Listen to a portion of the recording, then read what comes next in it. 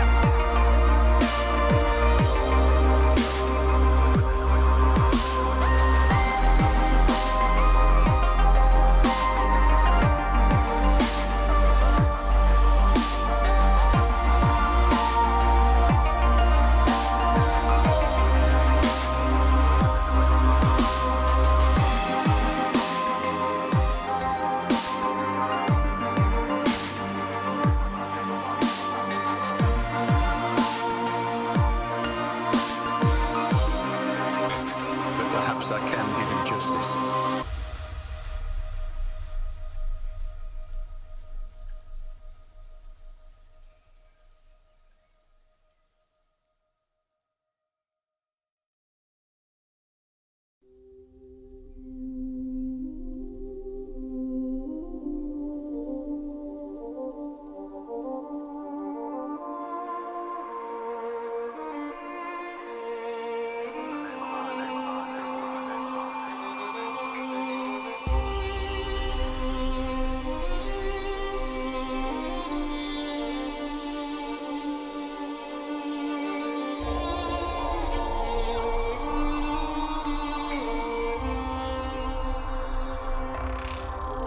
Cannot give you back your homes or restore your dead to life, but perhaps I can give you justice in the name of our king.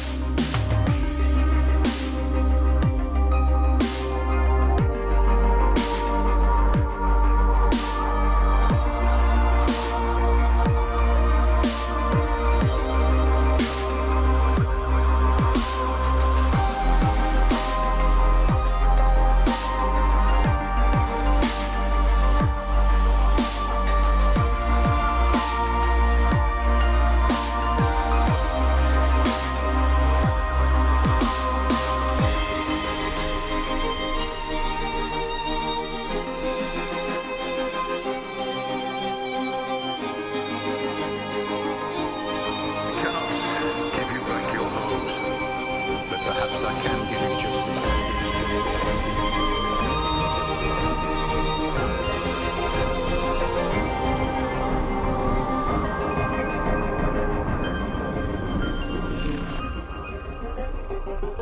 In the name of our king.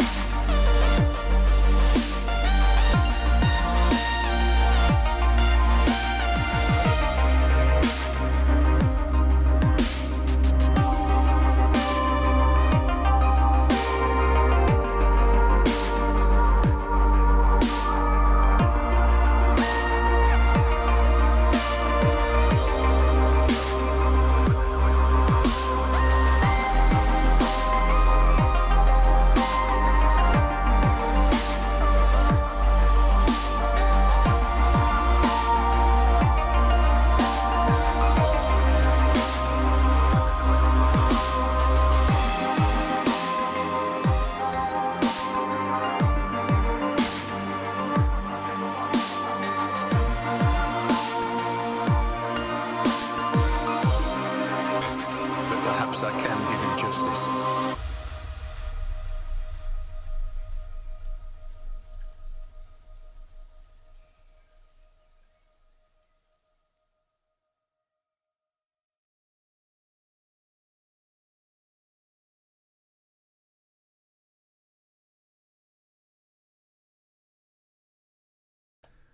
Alrighty. I think I'm live.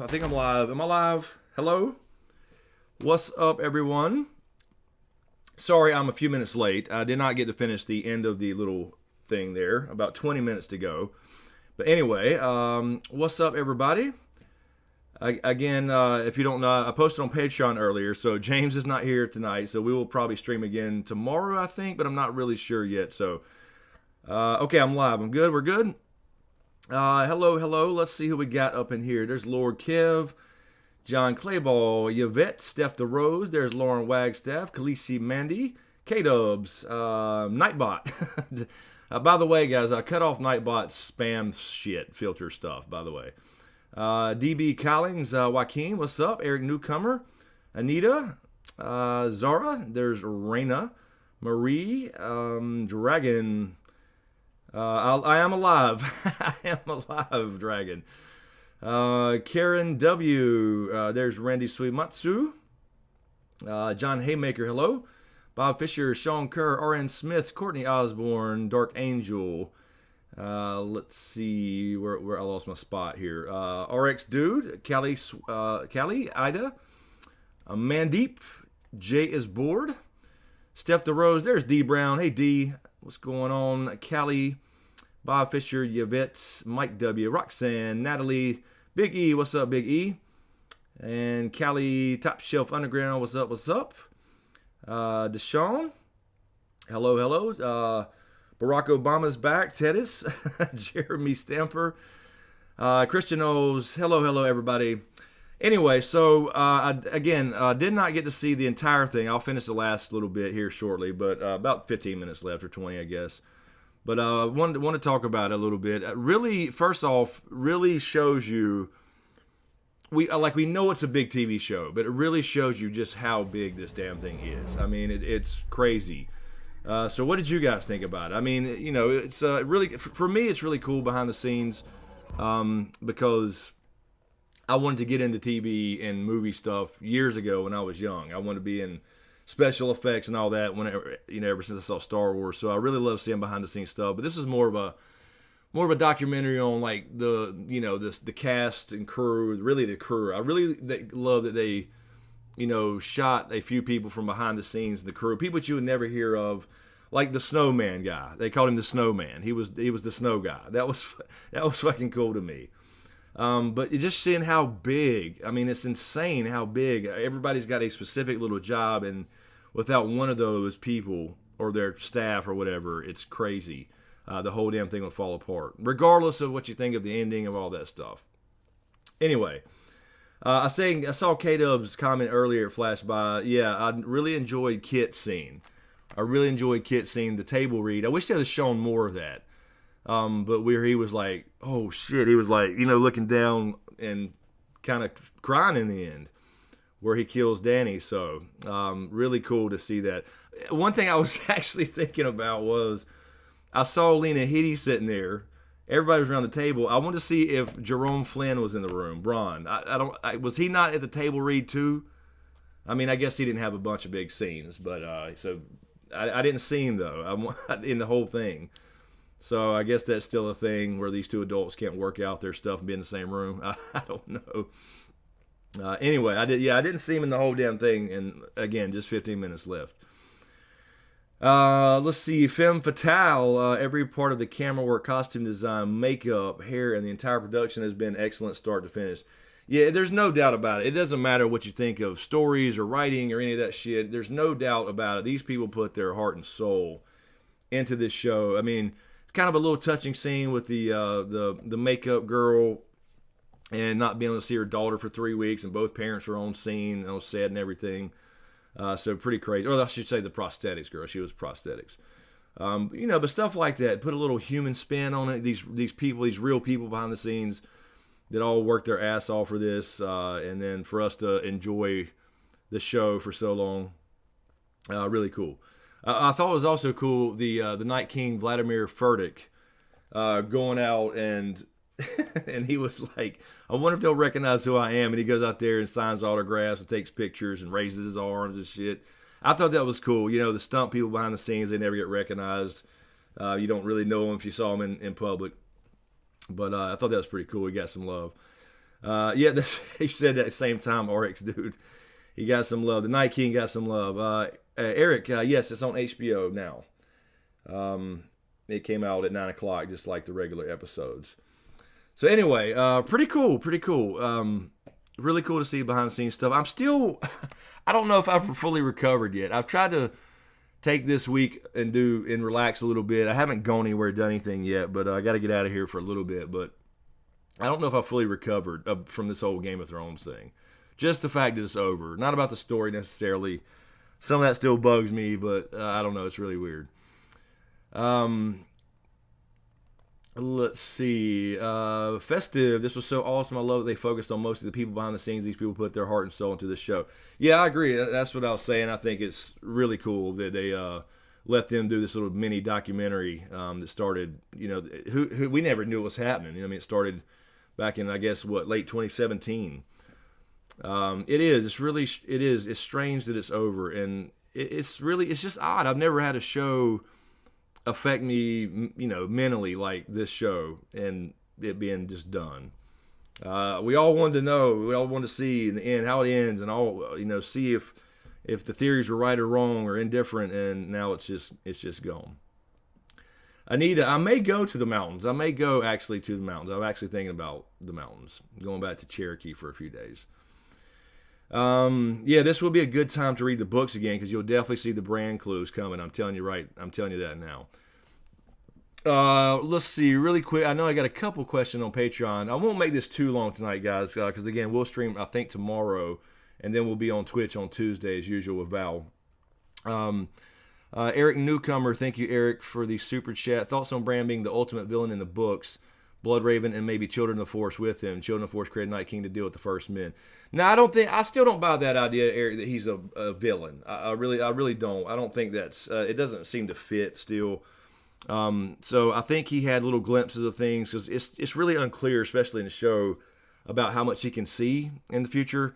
I think he gets these little visions, and he don't really know exactly what it all means. So and then you got the lines in episode 6 where why do you think I came all this way? So he saw something, obviously, but I don't want to be king, but he accepted it, I guess. So I don't think there was it's a villain thing. I think that was where a lot of people were kind of upset about it, is it wasn't more about killing the Night King and all that stuff as far as him just sitting there. So I still don't think he's a villain in that sense. Ali Stock, thank you, Ali, for the super chat. Hey, I'm watching from Bristol, England. Thank you. What's up, man? That's where Arya is from, Macy Williams. Oh, very cool. Very cool. I need to visit the UK sometime at some point, but it takes me getting on a fucking plane across the ocean. All right, a couple Patreon questions we had. Lauren Wagstaff, thank you, Lauren. How many times have you cried this season? I haven't really cried. I've been close. I've had a little misty eye, just a little something. A few times. The Jorah scene was touching, I think. Certainly Dany doing the heel turn and dying without saying a word. I mean, things like that for sure. Not full out crying, because I think I was just all over the place emotionally. I don't know, like a lot of people. So I don't know. I didn't really cry, but I had some definite moments, you know what I mean? Let's see. Anonymous. Thank you, Anonymous. On Patreon, I read somewhere that D&D were not very interested in the magical elements of the story. Does this explain why they did not take care with any conclusion of those elements? I guess I'm asking if anyone knows whether it's true or not. Anonymous, I have not heard that. I really have not heard that at all, as far as the magical elements. Anybody in the chat have heard that? I have not heard that they weren't interested in the magical elements. It seems like they would have. I mean, if they love the books and want to do it, that don't seem to make sense. I mean, I don't know. Again, I haven't heard. But it was like, there, Femme Fatale. That's the one I was going to say. When Brienne was knighted, that was the most emotional I got this season. That was the best, probably, overall scene for me. But yeah, I haven't heard anything about them not interested in the magical stuff, because they opened up with it. I mean, I don't know what's going on in their heads. None of us know, but they opened up with the magical stuff, and they still had it throughout every season up until episode 3, obviously, of this year. So I guess it's just the biggest shocker was the heel turn for Dany, and I guess that's the route they went, and they'll go in the books for sure. The Knight's Douche, D&D wanted to wrap this up and get on to Star Wars. Yeah, I suppose. I can't honestly blame them for anybody. You just saw that thing where if you watched it, all these people, it's like the bittersweet thing. I know that's overused, but they were all wanting to, Danny joined the NWO. They're all wanting to, finish it and wrap it up and move on. And, actors, staff, obviously they're all stressed out working 18-hour days. But at the same time, they don't want it to end, because it becomes a family thing. So I guess that's pretty common in long series like that. Let's see. And Shannon Reynolds, thank you, Shannon. The Moron Twins worked these people so hard, and I appreciate it, but dipshit and dumbass don't deserve any credit, because all they did was hire a good crew, and they did all treat them like they're gods or something. Now they have to be judged on their own merit. I don't know. That's a bit harsh, Shannon. I would say a little bit harsh. I mean, look, I'm not staunch supporters of Dan and Dave by any means, but I mean, I don't know them personally. We don't know how they treated people and all that stuff from that documentary. That's all we know. The bottom line is, it's still, they took on a hell of a project, and you got to look at George R. R. Martin himself. He's the one. If the author of the story says that they got it 97% right as far as an adaptation, close. You got to respect that to a degree. I mean, we don't really know how they treated people or whatever. There were a couple scenes in that documentary that felt like, oh, Dan and Dave are coming. But, I mean, that's their job. They have to approve everything, and I get that to a degree. So the people working in makeup and prosthetics and all that kind of shit, they want it to be right. So, I mean, I don't know. I'm not gonna attack them personally, because I didn't agree with some things they did. Lord Kev, thank you, Lord Kev, on Patreon. Oh boy, you're in for a treat tonight, Chris. I'm all jacked up on Rockstar and Taco Bell. This fat boy's bouncing off the walls. Yeehaw. That was 2 hours ago, Lord Kelvin. I posted this, so hopefully you're relaxed a little bit now. Oh, hell. And Q Seaton, thank you, Q Seaton on Patreon. I really enjoyed this documentary, getting to see all the people behind the scenes that work so hard to make this show great. Yeah, that was the main thing. I think that's pretty cool. And it speaks to, going back to your thing, Shannon, Dan, and Dave, allowing this to be done, to show the cast and crew and the people that don't get in the spotlight. You know what I mean? So I think that's a pretty big statement, them letting somebody come on and film the filming. You know what I mean? So that's pretty big, I think. That's a pretty big statement.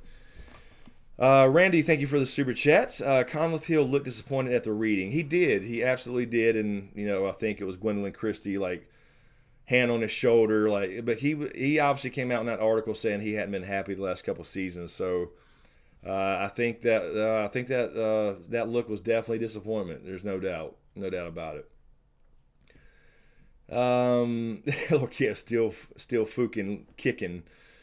Also, really quick, I want to say thank you to the latest channel members. We have channel memberships now available. There should be a join button on the channel page. Thank you, Naomi Lopez, Homer Demand, Maureen, Angie D, and D Brown, and Taryn, Mother of Dragon, and T Bowen. Appreciate it. Really appreciate it, you guys. Odd time and they open this up when Game of Thrones ends. So now we're kind of a holding pattern to see what's coming next. But thank you guys. Really appreciate it. That's why you see some of these guys with colored lettering in their names and the little logos. And they have a few emojis too. By the way, guys, for you guys doing that, I'll be adding some more emojis here soon. Yeah, K-Dubs. I didn't see Roy McCann either. I just saw him I didn't hear him talk, that would be cool. What's up, Marty? You're not late. You're not late. I was a few minutes late. You're never late. You can't be late to a live stream. There's no schedule. But yeah, we didn't hear from him. But again, I think the idea, K-Dubs, was it was more to show the cast and crew behind the scenes, the people in the mud, literally, putting down the snow and doing the makeup and the hair and the wigs and that shit. Then the actors. They get enough accolades and stuff as it is, and being on the screen. So I appreciate that. They showed a couple scenes with Kit and Danny, but it was more to show the girl that was doing her wig. That's freaking cool to me. I've always wondered how it looks. She's got her real hair under there, and yet it still looks like she has roots coming out of her head. And you see that little prosthetic piece. It's really, really crazy. Let's see. Thank you, Randall P, for the super chat. D&D wanted out, okay, but we deserved a full story, not a thrown together one. A new showrunner should have been named after season 5. Would have saved it. I don't know though. I don't know if they would have saved it or not. Regardless of what you think of the ending, I just think that, again, we're that's all speculation. But here's the thing: we gotta also say, like me and James mentioned on the last podcast when we talked about GOT, George R. R. Martin, the original plan was him to have the books done, and he didn't. So they did what they thought they had to do, and obviously took some liberties with things and whatever. But let's face it. The idea when they originally planned all this was to have a season a book for 7 seasons. So that was that did not happen. You gotta put a little blame over there too, as far as source material. Sorry guys, I hear Riddick barking. I think my daughter just showed up. Let's see.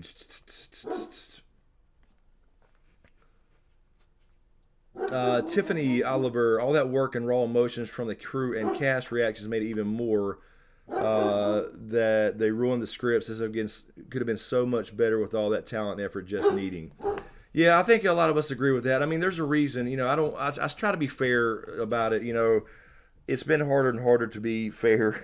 Obviously this season. But free Riddick, he's good. It's my kid coming in. But yeah, it's it's I don't know. It's just odd. It's just odd. We don't really know behind the scenes what was going on, what they had to do. how much they got from George R. R. Martin, all that stuff. But it is what it is. I mean, it's going to be the same major beats in the books, I have no doubt. I'll be looking back through the books too. But it is what it is. It's over now, and so we gotta kind of move on and see how it's fleshed out in the books. By far, they could have definitely fleshed out the things a little longer, no doubt about it. I mean, there's no way around it. Half of the people that watch this show were disappointed for a reason. It's not some mass delusion. So there are legitimate gripes, and I have the same ones. Believe me. Let's see.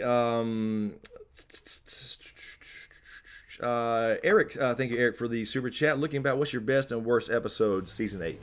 My best by far is episode 2. Episode 2 was outstanding. It really was. It was one Brian Cogman wrote, and you got to give Dan and Dave some credit there because they made some changes that made that thing better. But yeah, that was by far my favorite one.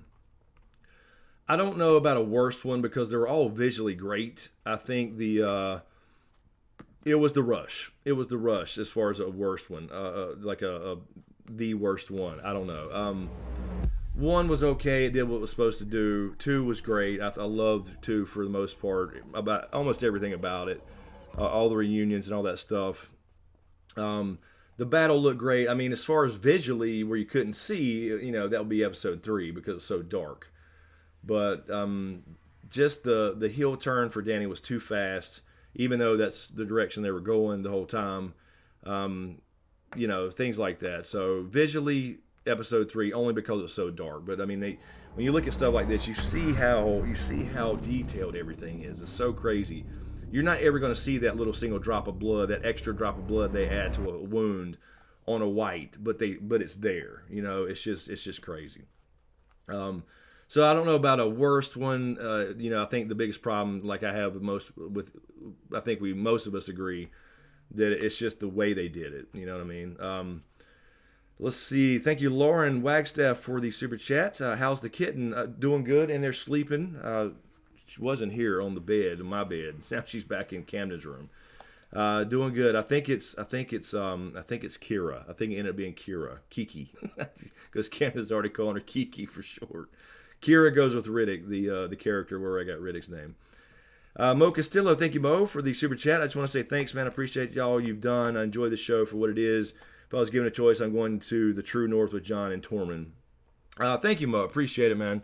Yeah, that's what's so bittersweet about it. I mean, I'm kind of glad it's over so I can kind of expand and do other things in one sense, but I mean, it'll never be the same without it. It's just, and it's been a week now, and I'm still feeling like, meh about it. I feel better, but I need to get out of here for a few days. Like they said, I need to go to the woods. I need to get in the mountains. I need to get in the woods. But yeah, I appreciate it, man. That's the biggest thing, man. It's like it was almost a parallel with this documentary. You saw this cast and crew and everybody in behind the scenes that you never heard of. They're all family and sad to see it go, even though they're busted their ass. I feel the same way. I've grinded my ass off for 4 years now doing this, but I love it because all you guys, this community is outstanding. So that's what I do it for, man. But I will say I'm looking forward to doing other things besides being stuck to one thing and being on such a tight knit. I got to do this, and stream tonight, and then this video, and whatever. Definitely want to get into other things, but more lighthearted stuff and relax a little bit for a while anyway. I'm also trying to figure out how to, and I'll put some stuff on Patreon about it too, about the future of the channel and upcoming things. But I'm trying to figure out how to tie in. Some of you guys know I'm writing a book. I got about 7 chapters done, and some other stuff that will fit other places. But I'm trying to figure out how I can integrate that into the YouTube channel without giving too much away. You know what I mean? So I don't know if I want to do how to do that, whether it's like me and Val were talking about it. It's like, do I do like some writing stuff and put out a few paragraphs and get opinions on how to word things and go into actual writing stuff? I don't know. I'm trying to figure out how to integrate that to a YouTube channel without, giving the book away. Anyway, so also very soon, I think on Patreon, we'll do some more releases of stuff to get some more feedback. There have been a lot of changes since the first round. The first the prologue, that version of the prologue has already been put on Patreon and got a lot of good feedback, and that's changed a little bit since then as well. Randy, thank you, Randy, for the super chat. Tormund is trying to kidnap Riddick. might be. No, that was my kid walking in. I knew that was going to happen as soon as I started streaming. Let's see. Why is my chat stuck there? Brandon Blackfire, is the book fantasy? Well, yep. Yes. It is. It is low fantasy, not high fantasy in the sense of overdone magic. Thank you, K-Dubs. Yeah, 7 chapters, I think. About that. I mean, I'm not exactly... I think I'm going to move some stuff around, but yeah, I get 7 actual chapters labeled. Colleen, Cobra Kai is awesome. Yes, it is. I've watched Cobra Kai. Love it. I've thought about talking about it on YouTube, but I don't know, like, if I should do,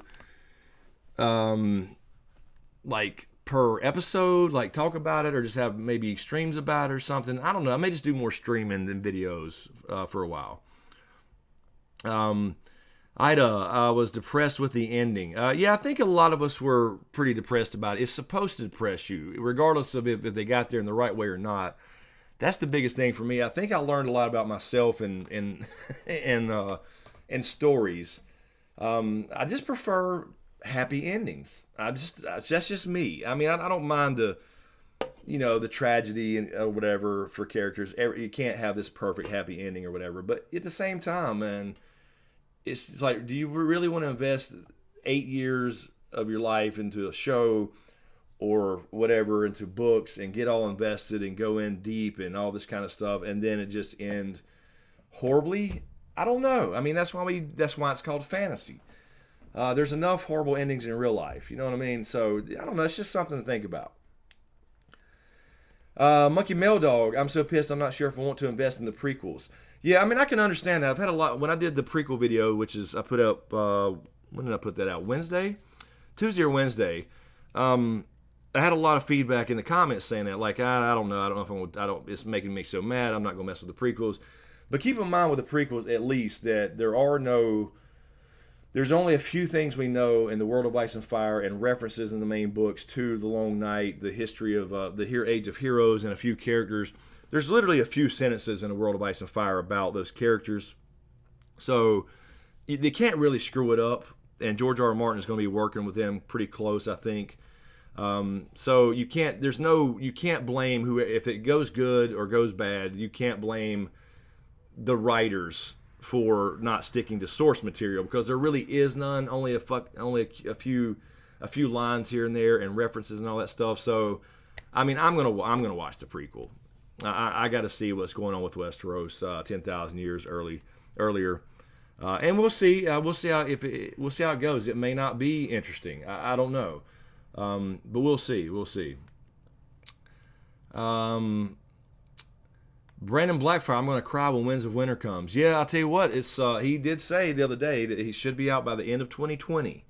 Technically, he said it in a different way because he was talking about the year he was going to visit whatever country that was. But I think he's pretty close. I think he's pretty close.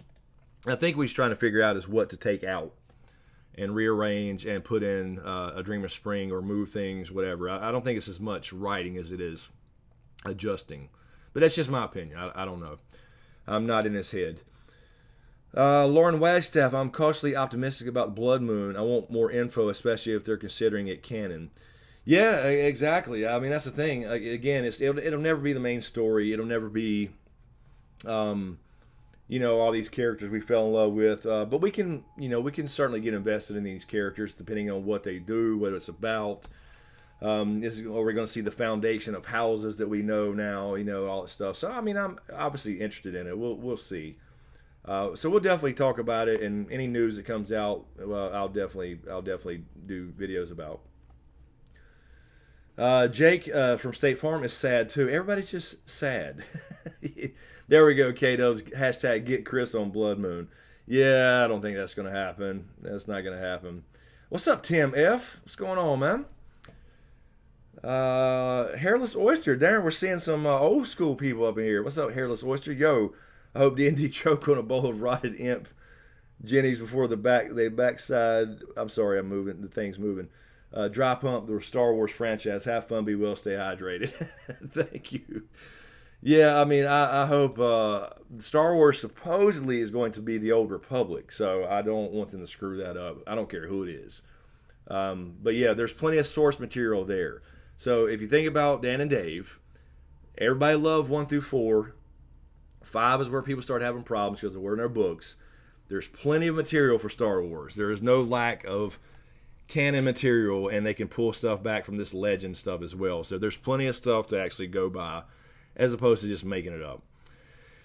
Lord Kev, Chris, I think you'd be a great Land the Clever. Maybe, I don't know. Could I be Land the Clever? If we see Land the Clever, that'd be kind of cool. The Vampire Queen. I'm hoping the books are a lot different considering how unhappy I was with the show ending. I require Arya and Gendry to end up together, live my life without being bitter forever.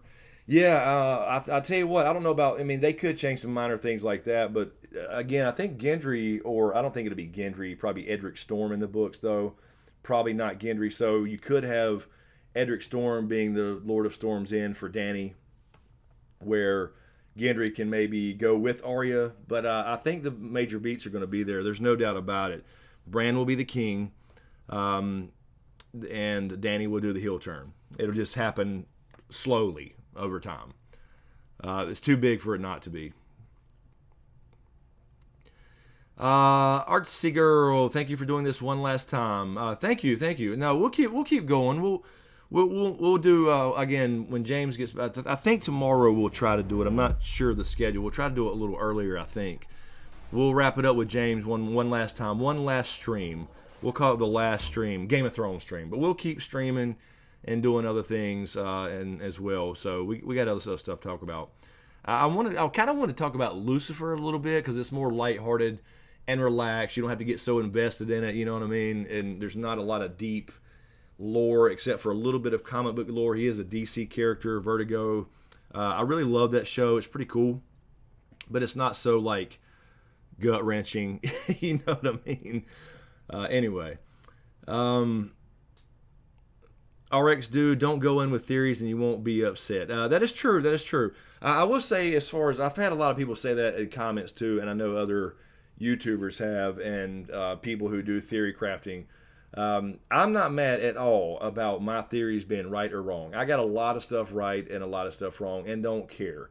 So I'm not saying you're saying that. I'm just wanting to say that because a lot of people think that a lot of us YouTube people are mad because our theories wasn't right. No. I got a lot of stuff right. And I got a lot of stuff wrong. But it's nothing to do with that. Nothing to do with that whatsoever. I could care less. That was the fun of just diving into a show that deep, where you could actually theory craft. But yeah, I mean, once it's just, this last year and a half, the long night was, it was tiring in a way because you couldn't talk about it anymore. I mean, it's just how many times can you read the books and how many times can you watch the show and try to put a spin on something new? So, I see a lot of people saying, Sonya, Lucifer, good show. Tiffany Oliver, season 4 was Lucifer's on point. It was. I'm glad they saved it on Netflix, and they'll definitely do a season 5. It's not been officially confirmed yet, but they will. No doubt about it. The ratings were like number 1 on Netflix. Monkey Mail Dog, I wonder if the HBO bosses and showrunners were taken aback about the backlash. I think the showrunners, I don't know, the way they said they were getting out of town when the finale aired and they would be far away with no internet and stuff, I think they probably saw something coming. But the showrunners, like as far as like HBO people, maybe. I don't know. You started to see some backlash, though, really started in season 6. A little bit in 5, a little bit more in 6, 7, and then 8, of course, was the worst. So they probably saw some of it coming. K-Dubs, question from Eric Newcomer. Thank you, Eric. When writing your book, are you planning on character development or for multiple books? Or are you doing an all-in-one? I'm not sure yet, actually, Eric. I'm planning on definitely character development. It's going to be a character-driven story. I'm going to try. I am not a professional writer. I think I'm okay with, I used to write little things here and there, but I'm trying to make it very descriptive and very character driven, and really what I think is a cool story with a cool little twist. So I don't know. I think it may be more than one, but I'm not 100% sure on that because I want to make it a big world. I really do. I'm really excited about it. I want to. That's the main thing for me is just to throw this out there. I know this is supposed to be about Game of Thrones, but about the channel in general is I want to take a break. I've told you guys I'll be moving it's probably going to be 4 to 5 months now. But that is coming to have a studio for the podcast and all that stuff. But so I got a lot of stuff coming, but I really look forward to taking a break and then coming back and really focusing on this book. The problem is I got to continue doing YouTube stuff as well, obviously. I mean, that's not a problem. I'm saying as far as, keeping my finances to be able to move while I write the book. So right now, I got so many ideas. I've written a lot of stuff. They're not in actually chapters. I got a lot of notes. I got maps. I got all this stuff. I'm adding to it all the time. But yeah, I really want to get into that hardcore and get it going. So I look forward to it. I'm really excited about it. So hopefully the goal is I can get this first, if it's the first one or whatever it may be, hopefully by the end of the year. That's the goal. But I don't know. We'll see. At least roughly done. Tiffany Oliver, who do you think guys leaked the scripts? I don't know. I guess apparently there was one leak that was accurate. I have no idea. I never read any leaks. I did hear about the last week. I read it or something about the brand thing, but I didn't believe it. I just thought, no, that don't make any sense at all. So. Yeah, that happened. So apparently they were. I have no idea, but it's one of those people in that little documentary we saw. Let's see. RX Dude, you should watch Chernobyl. I saw the preview for Chernobyl, and I've heard people that started watching now loving it. So yeah, I may do that. There's a lot of stuff I need to watch though. I actually may do some reactions. Me and Doc Cade have been talking about this for a while. Instead of getting so deep into some things where I don't have time to learn the history and lore on so many different, fandoms, I may just do some reaction to some of these shows and keep it kind of just like, I'm watching it with you guys type thing. Karen W. Chris's book will become a TV show and we'd be better than season 8. Shit. I wouldn't say that. The Fearless Mermaid, thank you. Love stopping in to say hi, love you, going to listen until I drop off, been lurking, smash that like button, y'all. Thank you, Fearless Mermaid, appreciate it. Thank you. Yeah, I see a lot of people saying good things about Chernobyl. Yeah, The Expanse too, Tim F. That's exactly what I was going to mention. The Expanse. What's funny is I actually have a place, I was just talking about the book, on my map. There's a little location called The Expanse, and I swear I didn't steal it from the show. It's just a location. It's not like some major thing, but there is an area called The Expanse. Later on, whenever that is, when you see what on the map, you'll know what I'm talking about. But no, yeah, I've heard a lot of great stuff about The Expanse. I honestly don't know anything about it though. I've just heard a lot of great stuff about it. I don't know the details. Anyway. Farscape, Lord Kev, I don't know. Ain't that a video game? I'm pretty sure that's a video game. I don't know anything about it though. I've been so focused. I'm telling you, man. I've been so ultra focused on Ice and Fire for 4 years or 5 years now that I haven't watched much else. I really haven't. Besides, like I said, a couple things like Lucifer or whatever. But it doesn't require a bunch of time and effort. You know what I mean? Let's see.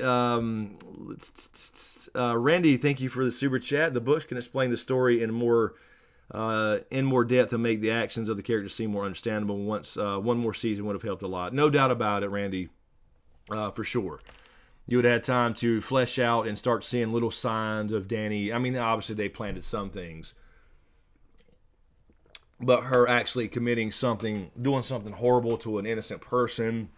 Maybe it starts with one, you know what I mean? And then they flesh that out more, and we see her kind of slowly turn as opposed to this abrupt thing that felt really abrupt. I mean, I know what they were trying to do, but it did feel abrupt.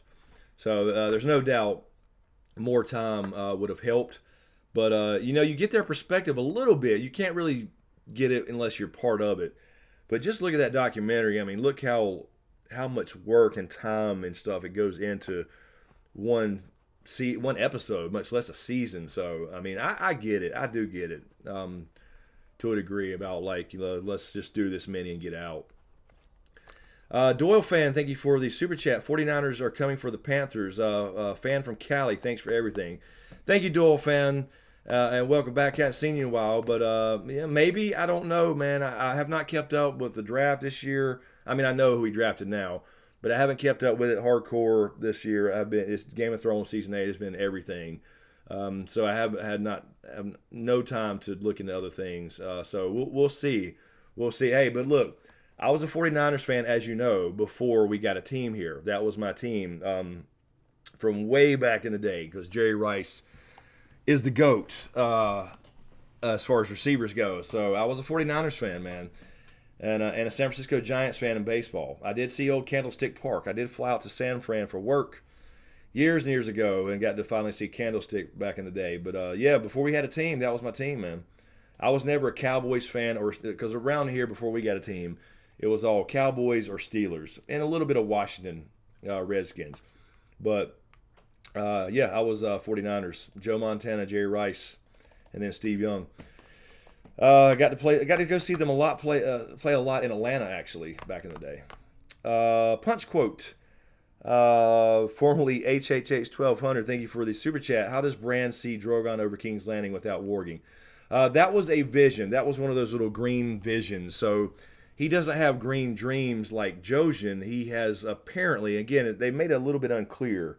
That's why there's all these theories now about Bran's the villain, all this kind of stuff. But it's really not clear. But going by what I know in book stuff, he's just seeing these little flashes of things, but he can't really tell you what's going to happen. He doesn't have the full green sight. He's a green seer in the sense of visions. He can see a little bit of the future here and there, flashes of it. Obviously, he can go in the past or the present, anytime, anywhere in the show. A little more powerful, I think, being that he don't have to be near a werewood tree or something. I'm not really sure about that. And then, obviously, warging and skin changing, everything. So he can't really, as far as we know, it wasn't explained properly. He didn't know the whole thing with the future. So he just saw a flash of that, and that was back in season 4? He had a couple of different visions, so that was all about Danny, obviously. But yes, I think it's just flashes of stuff, and it's not. I don't think he planned any of this stuff. Let's see. Lady Laura Dane of Starfall. Hey, everyone. SmokeScreen, a little disappointed in the last watch. Was hoping to see more of the cast. However, I can appreciate even more all the work that went into making the show. Yeah, that's what I was saying earlier to, I think, K-Dubs, was I'm kind of glad, though. I mean, it's cool to see the cast, and I love behind-the-scenes stuff. But I'm cool with them, really focusing on the crew. Like the people that you would never have even known their names. So I'm fine with that. And it was cool, again, to let them film this little documentary just to get a little glimpse of what went on. Dante, you'll probably never see this, but if we can get any spinoff involving the OG series characters, what would it be? I'm so sad Arya spinoff won't happen because they don't want to tarnish D&D's work. Yeah, I mean, they said they would never do a prequel. I'm not gonna be surprised if they ever do. Like Tyrion said in the show, ask me 10 years from now, they may decide to turn around and do some kind of sequel. But I don't know if we need it. I really don't know if I want to see a sequel. The end's the end. We have to accept what it is, regardless. And I don't know, because they can't fix it. If you don't like it, they can't fix it. If you loved it, they can't break it. You know what I mean? It doesn't matter. So I don't know if we want to see. I mean, it would be cool, but you got to understand too, from their perspective, she doesn't want to be Arya Stark forever. She's doing other things. So I get that, but I mean, I don't know. And I know the big theory, I got to mention this really quick. The big theory now is that, and they may have kind of hinted at it, I don't know. But the big theory, of course, is Drogon headed off to Volantis with Dany's body and went straight to Volantis to get her resurrected. So we'll never know, but now we can think about it. So at least we have that to chew on. But yeah, I don't know. I really don't know now if I want to see a sequel, because then it's like, I don't know. It's not really the same. I don't know. Let's see. Thank you, Artsy Girl, for the super chat. Just a little gift of thanks, no question. Thank you so much, Artsy Girl. Really appreciate it. Is that? Let me see this. Is this not working? And I need to check this over here. Okay. So yeah, we're still losing subscribers. This is crazy. I think so many people are mad they're literally unsubscribing from Game of Thrones channels. We have stayed the same since last Sunday. It's been like this, just all week long. It's like, what? I guess that they're taking it out on the YouTubers. Okay. D Brown, thank you, D Brown, so much. Really appreciate it for the big donation through Streamlabs. I'm sorry I didn't see this earlier. I guess she's chilling in the hot tub. Thank you, D. Thanks for all you do, Chris. Keep it up. Thank you so much, D. Really appreciate that, as usual. I hope you're enjoying the hot tub. And I think you had the... was it? Oh, we might have tomorrow off. I think you said tomorrow. I was talking about on Patreon earlier whether I was going to stream or not. I wasn't sure until almost the last minute.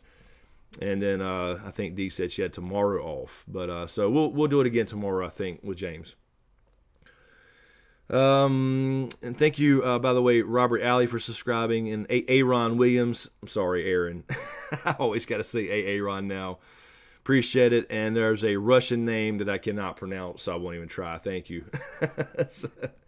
Oh, you're off tonight, D. Okay, so I read that backwards then. I'm sorry, but thank you, D. So she's chilling in the hot tub right now then. I guess. I'm assuming. I don't know. Alex Kurt, hashtag Canon for co-host. Probably don't want to do that right now. She's always mad about something.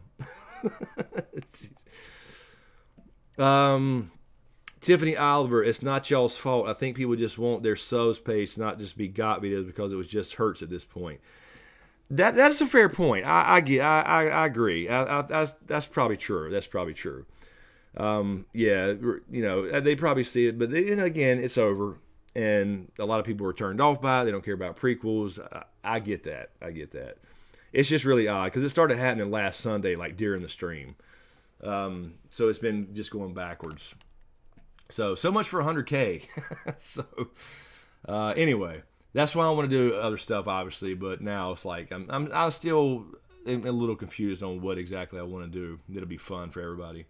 We'll do some stuff. We'll talk about it on Patreon a lot too. Get some more feedback there. Alex Kirk Q&A, will you do a comparison video with HBO and Boston University Virtual Season 8? I'm not sure, Alex. I'm not sure. I thought about it, and I think you've asked this before. Somebody has. Maybe, but it's almost like I actually may do a little series where, because there's been so much controversy, maybe I'll do a 6-parter on what I would change, just my opinion on how I would do things differently, and just like from during each episode, and give my thoughts on it, something like that maybe. But I kind of want to just wrap it up. I don't know if that makes any sense. I know I'm saying it's like sad that it's all gone, but I can't talk about it forever. So I don't know, Alex. It was a great season they had. I didn't really like that ending either. I mean, that's because it was the Night King, Jon Snow thing. I've never really dug that theory as far as a replacement. But it was very cool, and I was so honored to be able to help them work with that, as they call it, enhanced edit. I didn't do much. I just put it together, made it kind of like the show. But it was really cool to be able to do it. So I don't know. I'm not going to rule anything out. But I hadn't planned on it. But Alex, it was good. It was good, no doubt about it.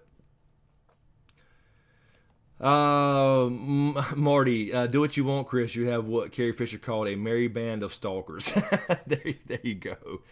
Yeah, that's the thing, though. Marty, I'm just into so many things. I don't know. I don't know what's, because not just TV, you know what I mean? Which is, of course, why we're doing the podcast, too, where we can sit down and talk about everything, anything and everything. It doesn't have to be anything related to TV or entertainment. But I don't know. I'm just I'm having problems really focusing on what to think about. I think I got to get over the got thing first. It's been stinging me for this last week. I don't know. Laura de Groot, I really enjoyed the podcast. I can't wait for the Riddick Cam, maybe dog vlogs. I actually started him a channel. I just hadn't done anything yet. I don't, because obviously it was middle of season 8. But I've thought about that. And you're also saying I would love that. I think a lot of people have asked for more Riddick. Definitely going to have a Riddick Cam in the new place. That'll be all for a while, obviously. Maybe I can figure out something until then. At least for streaming or whatever. But yeah, definitely. And he's got a channel. I actually started a channel. I just hadn't uploaded anything because we've been so busy with this. But yeah, I don't know. That'd be kind of cool. And vlogs are fun. I know a lot of people requested more cooking with Chris from the vlog channel, which was just a spur of the moment thing that ended up being kind of funny. I suppose. I didn't get any negative comments about it, so I suppose most people loved it. The Haynes Man Q&A, have you been feeling emotionally in response to the underwhelming final season and so much for 100K? Do you think we'll revise the requirements for showing your head? Peace and love, brother. No, Haynes Man, I showed it last week. I took my hat off last week during the live stream for charity. And by the way, I'll say that in a second, but yeah, Dee Brown had an agreement. She donated a buku ton of money to St. Jude, and I took the hat off. So you missed it, man. It's out there though. Still, it's online. So the second half of the stream was no hat, something like that. And I wouldn't be wearing one right now, honestly, if it wasn't for me not having a haircut. So this is just me getting out of the shower and coming online. So I just threw a hat on again. I don't have a proper haircut right now because I've had the hat so long.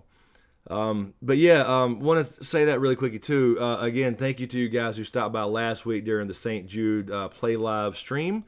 Yes, I do, Karen. I actually have hair. People thought I was bald for some reason. I don't know why. But no, thank you guys, because we raised $7,300 and I think it was like $50 or $40. So we didn't quite make it to last year. Last year we raised $8,700 after the whole thing was said and done. But yeah, it was very cool. I mean, obviously this year everything fell off, so we didn't have the crowd that we had the season before. But doesn't matter. We still raised over $7,000. Really cool for St. Jude. So there is a list online, I believe. I didn't even know this. I had found this the other day. They tweeted something. St. Jude Play Live tweeted, and there's a list of 100 streamers who raised money for their charity, St. Jude. And I think right now we're number 33 or 34 out of the top 100. So that's not bad. It's not bad. And I'm very happy about it. So very cool. And that link, I think I should have extended it all the way to today. I think I cut it off yesterday, though. Let me check, actually. I can check that really quick. Just to see. I don't know if I could. I should have extended it a couple more weeks. Just to the end of the month, I think I should. I didn't know they were having this little contest thing or whatever. Not a really contest, but they're trying to raise $2 million in total for the whole month. Let's see if this donation, 7,314 is what it is. I think we can still donate, actually. Let me check. Hold on one second. No. It was supposed to end the 24th, but I think you can still donate. Let me double check this. Let's test one. How about that? All right. Testing. I won't put a comment. Let's do a quick donation and see if this is in it, because I want to share the link if it's still working. Be really cool to keep going. Technically, it's over, but it should, and then I could. Let's see. I think it's going through now. 1 second, guys. I'm just sending a donation here to St. Jude through the link. I think it's fine. Yep, we're good. All right, so cool. So yeah, all right. So I'll just share this again then. Return to campaign. That raised it up. We got donations. Yep. All right. So let me do that. So here, just if you want to, don't feel obligated. Please don't feel obligated. But if you type, Nightbot will also spit that out too. If you type in !charity, I'll make sure that's working. Nightbot will spit this link out. So mod, you can paste that too. So there's the link. We can keep going. We can keep going to the end of the month and try to climb up that list a few more. I think we start off at number 31, drop down a few since then. But there you go. It still works. And that goes straight to them. So actually, let me switch this over for a second. Give me 1 second, guys. Let me change it. I'm just gonna put it on a screenshot so you won't see infinity here. So let me switch that over there. That's just a screenshot of Game of Thrones. While I add this, can I do that? I may not be able to do this now. Yeah, shit, I can't pop up. Well, no, I can in a second.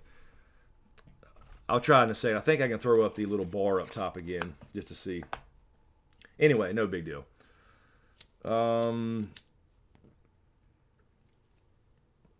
Let's see. Heat Life. Have you ever thought about making your own version of season 8 and live streaming it? Well, I mean, we've talked about doing this. I talked about doing a little series maybe of what I would have done different or something like that. Just because a lot of people have asked me on my opinion on what I would have changed or whatever. But I'm not a screenwriter. You know what I mean? So I may do something like that where because I'm trying not to be overly critical. You know what I mean? So I don't want to come off like my ending will be so much better or whatever. But I may do a little series and do one at a time as far as what I would do different. But I don't know. I mean, I'm not going to write fan fiction or anything. I'm doing my own writing. So, that may be something. Because I can just, watch the episode and say, okay, maybe if you fit this in here or added this scene or added a little more here, it could have made it a little better. But for still having the same amount of episodes is what I mean. Let's see. Now this is a good question here. I didn't see this in the thing. It was on a different video or an article I read. AET 5095 Q&A. What do you think about the Jorah Mormont deleted scenes, alternate ending of him surviving Winterfell and being part of Dany going mad? I think. There's two things. First of all, you got to have some characters die, and I like the idea of it contributing to Dany's madness or whatever, right? So that's one thing. So is she thinking back like on the dragon during that moment, and she's thinking about Jorah and Missandei, and Jon Snow not loving her as like he's supposed to, all this other shit she's thinking about. So on one hand, that fits the idea that she would go mad. It was one of the things that led to it. Sansa betraying her and Jon and all this other stuff. But on the other hand, it would have been cool to see him realize that she's not the same person that she used to be. But that would have taken, like most of us are saying, more episodes and more of a fleshed out turn. So I like it and I don't, if that makes any sense. I'm not trying to cop out, but you know what I mean. I hope that makes sense. But I think they should have. I think they probably did it the right way with Jorah. Pretty sure that. But again, it would have been better, and that would have been one thing that if I do a video series on that, as far as episode 5 when she turned and killed everyone, I would have definitely put something different in there, flashbacks, little flashes to those scenes to make us, the audience, understand what was going through her head. You know what I mean? Of Jorah's death, Missandei's death, hearing some past, audio, burn them all and all that kind of stuff. That would have been more, better for TV, I think.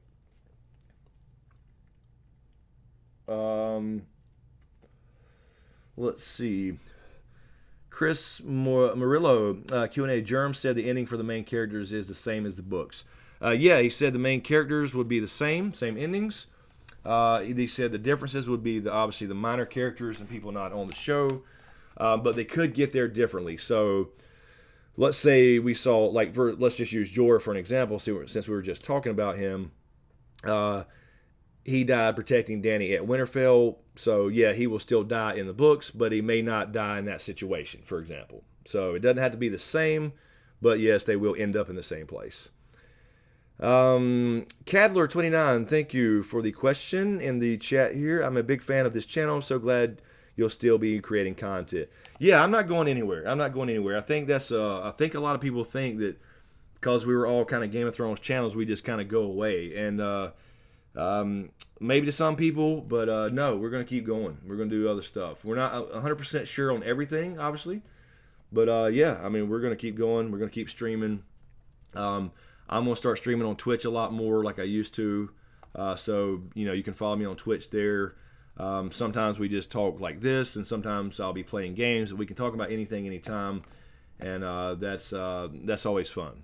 So I enjoy the live stream format and hanging out with you guys and letting you guys guide what we talk about. Yes, that's right, AT. And as we mentioned earlier, we do have Blood Moon coming. They are filming that apparently, so that is already started. So production is underway for the prequel. Hey, Joy, how are you?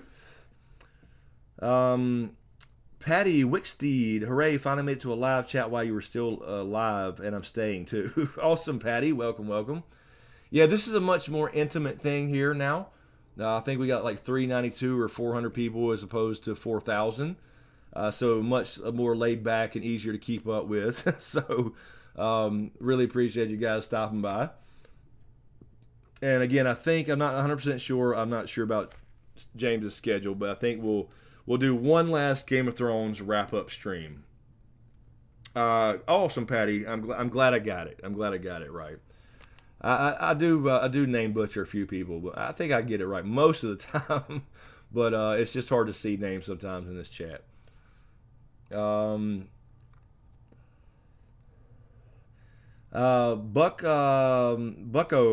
the wait for prequels will be out same as wait for season 8. It'll go fast. That is true. We'll be sitting here talking about, it'll creep up on us a little bit, and then we'll be like, yeah, I can't wait to see it. We'll start getting a few screenshots and a little bit of filming news and little pictures from the sets or like Entertainment Weekly pictures, and we'll be like, let's go. I'm getting pumped for it, and then it'll be over. So it'll be here before we know it. But that should go for a while. I don't know how many seasons they're planning. I have no idea. But yeah, so that's. I look forward to it. I mean, I'm still not over season 8 and all this stuff, but I look forward to it. So they can really dive into George R. R. Martin's brain here and see what he had in mind for the real history that we didn't get the answers for here. No, I got a cam. I'm sorry, I forgot to switch it back. I was checking, I can fix this overlay.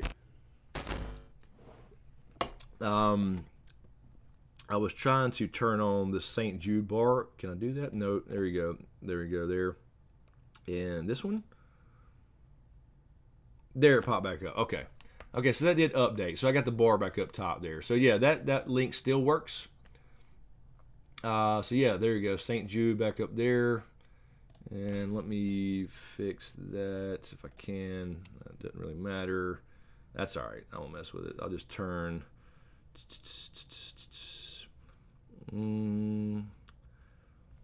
anyway, whatever. We'll leave it. Also, really quick before I forget, because I'll forget to mention it, Protocon's coming. That will be in August. That will be a local little mini convention here, a little meet and greet with here locally. So there is a link in every description for that as well for people interested in that. So if you can make it, it'd be really cool. We'll come out, I think, probably next week or something. Next couple weeks, we'll have an actual itinerary for the weekend, which we already have most of that. We just gotta get that just kind of finalized. There's Doc Holliday. There he is. So yeah, we'll have a Patreon executive producer call and kind of get that finalized so we can talk about more specifically what we're doing. But we will have, it's at a local hotel. We have a room and everything, so there will be a nice little location. A lot of stuff around it, a lot of restaurants and all that kind of stuff as well. And then we'll have little mini panels. So it'll be very cool.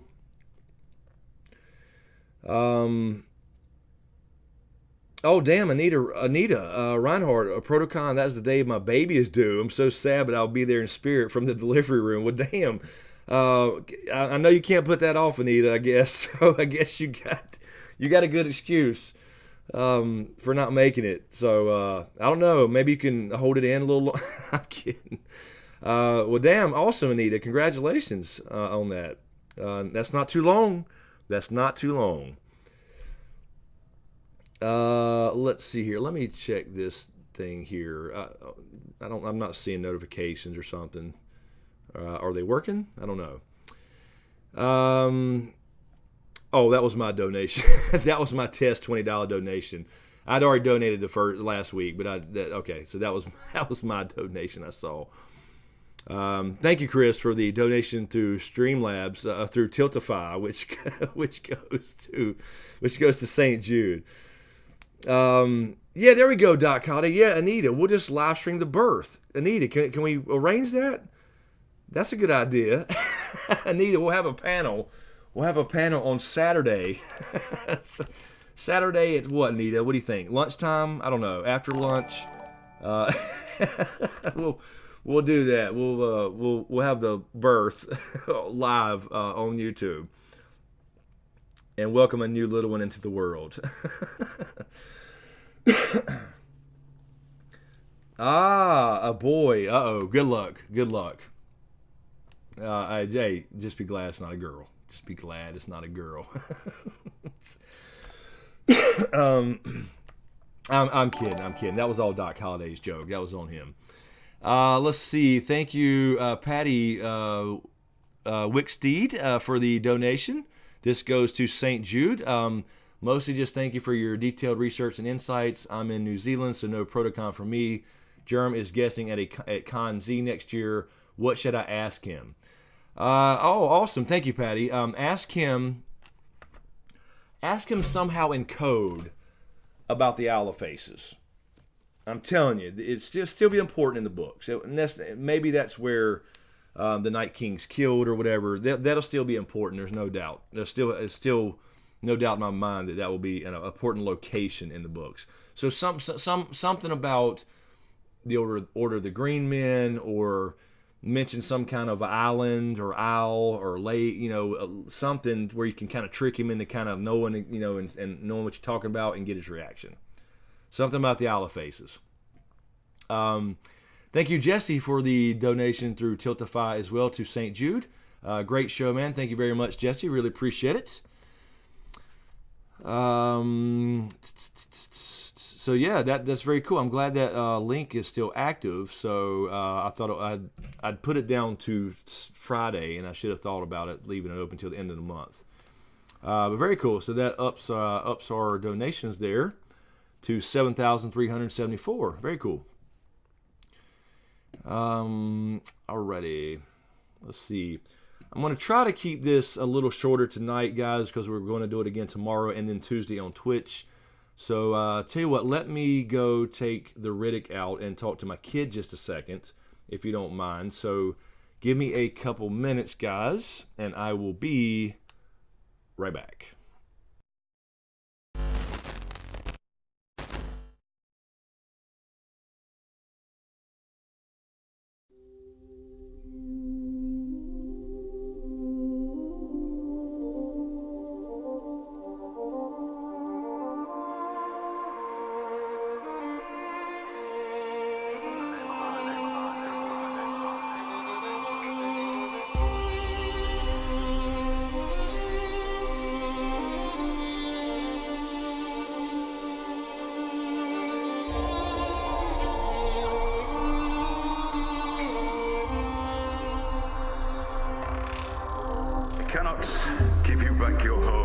Restore your dead to life, but perhaps I can give you justice in the name of our king.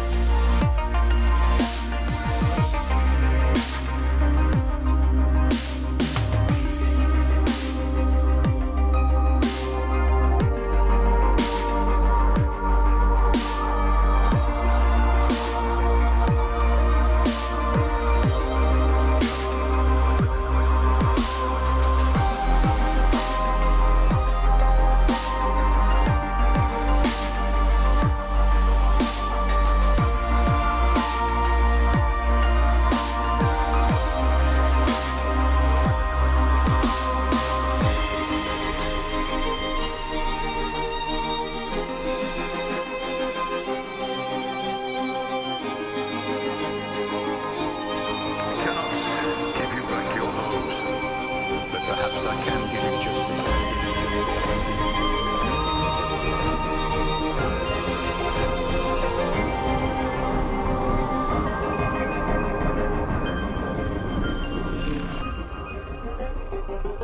In the name of our king.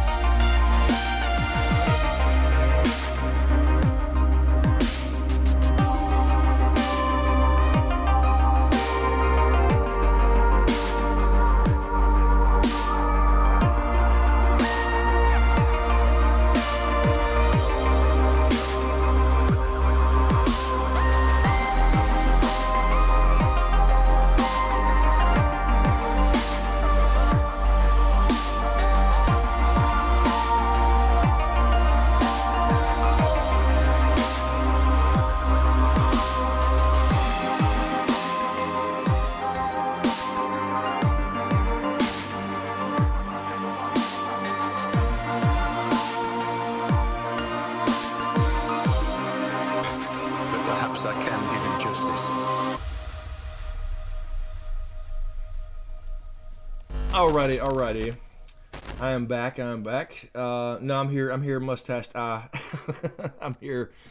Let's see. Thank you, Anonymous, for the donation to via Tiltify to St. Jude. Appreciate it. Didn't see a comment. Bell Boots, thank you for the donation as well to St. Jude. Hooray for St. Jude. Excellent work. Yes, they are awesome. They're outstanding. A good friend of mine, his daughter is alive because of them. That's why we started this last season. So very cool. Thank you so much. So now what are we up to? 7,444. Very cool. So yeah, I guess I need to keep. I said it was closed, but it's not. So we can keep it up to the end of the month. Which what is that? Friday.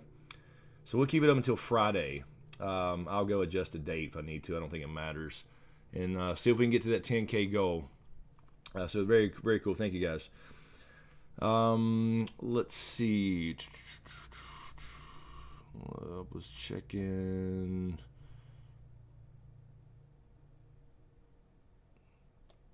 No. Hold on one second. To the first order here. This shot was very simple. No, what am I? I'm trying to. All right. Anyway. Let's see. Let me check Patreon. I think there was let me refresh it again. Apparently, it does not auto refresh anymore. And I think there was a couple more. I don't see. I thought there were more questions. Okay, maybe not. Q Seaton, thank you, Q Seaton on Patreon. Hey, I know it's a GOT stream, but have you watched season 2 of Cobra Kai yet? So good, can't wait for season 3. Yes, absolutely loved it. I love Cobra Kai. Very cool.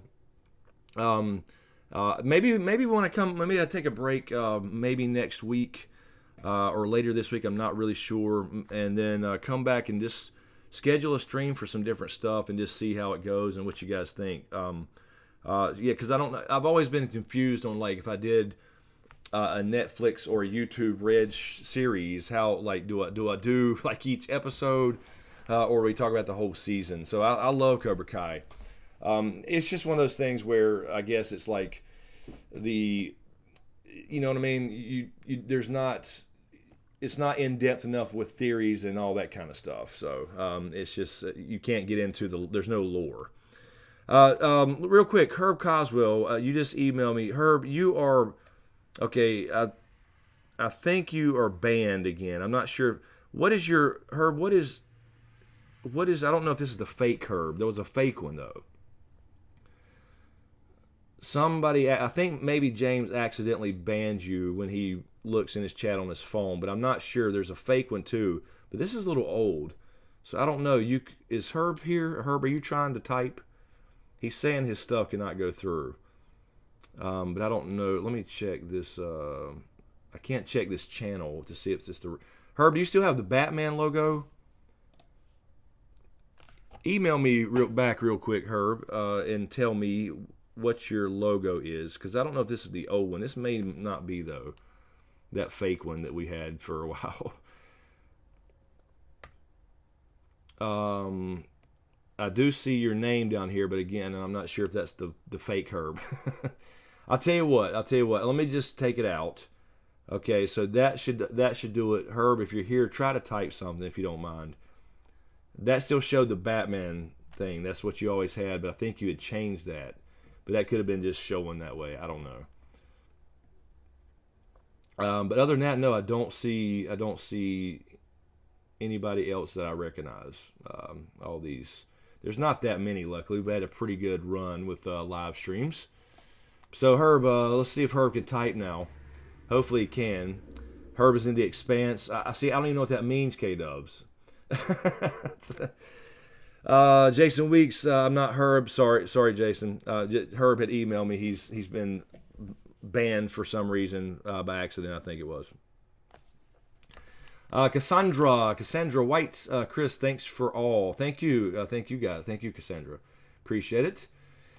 Let's see. Persephone, I wish HBO could do the Dunk and Egg series also. Yeah, they said it would not be a Dunk and Egg series though.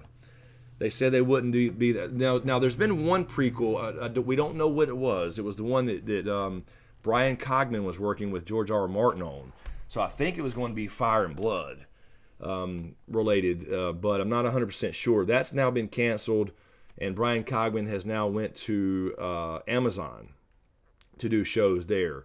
So now we only have 3 potential ones left. They'll probably add some more, but they did say they would not do Dunk and Egg because he's got more to write on that as well, and then wasn't doing that in Robert's Rebellion because we will know apparently by the time we get all the books everything we need to know about Robert's Rebellion. That's what they said anyway. So we didn't get the biggest thing we didn't get out of that in the show was we didn't get before Robert's Rebellion why Lyanna and Rhaegar didn't say anything to anybody, like they just disappeared to piss everybody off. We should have gotten that answer. You know what I mean? So, I don't know. What's up, Carol Brown? What's going on? Just finished up with the family. Now I'm on the stream. Yeah, I hope everybody has a great Memorial Day weekend. I had my cousin's been in town from up north, and so we were hanging out all weekend. I was just trying to relax and hang out with them, and then we had a nice lunch today, and last week we were going to do a stream on Twitch with Val and Tide Time and then Desert Dragon, but then they came over and we had a cookout. He had just graduated. So anyway, so we hadn't had an official family thing with for Memorial Day. But anyway, I hope everybody's enjoying their long weekend, which is why we were streaming a little bit later tonight, starting a little bit later anyway. I wasn't sure what people wanted to do, so that's why I asked you guys earlier on Patreon. Yes, J Cat, here's the St. Jude link. You can type in, by the way, anytime, you can type in !charity, and Nightbot will spit, if you do that right there, what I just typed, Nightbot will spit out that link, as well. But let me spam that a couple times. The mods can do that too occasionally if Nightbot's not working. I don't know, I think he is, but I didn't see it come back. But sometimes they don't let me post my own shit. So, yeah, like now, I don't think I can. There we go. But there you go. I appreciate it. Let's see here. Let me go back to this so I can see. All right.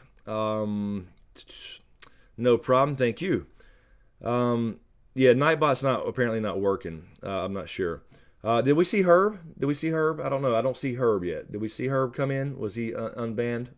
I'm sorry, Herb. I don't know if that was you or not. That might have been the fake one, but you're not on that list. If that was not you, you're not on that list. So I don't know what could be the problem if you can't type. Did we see Herb? Anybody see Herb?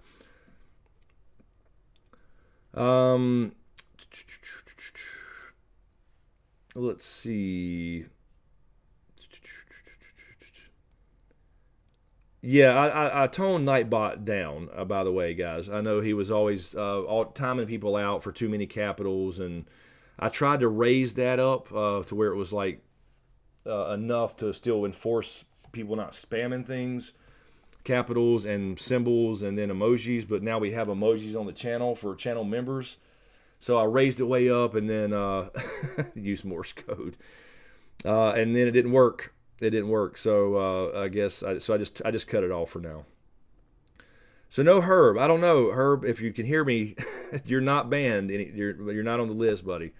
So I don't know what's going on if you can't type. He's saying his messages don't show up. Do you get an error or anything, by the way? I don't know.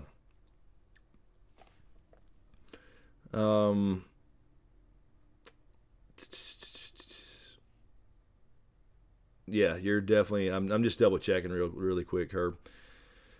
You're definitely not on the banned list. There was that one, but I don't know if that was the fake Herb. So I must have been the fake Herb if he's still not here. Let's see. Yeah, Nightbot is going beyond the wall. Exactly. He's up there with John Tormund and Ghost.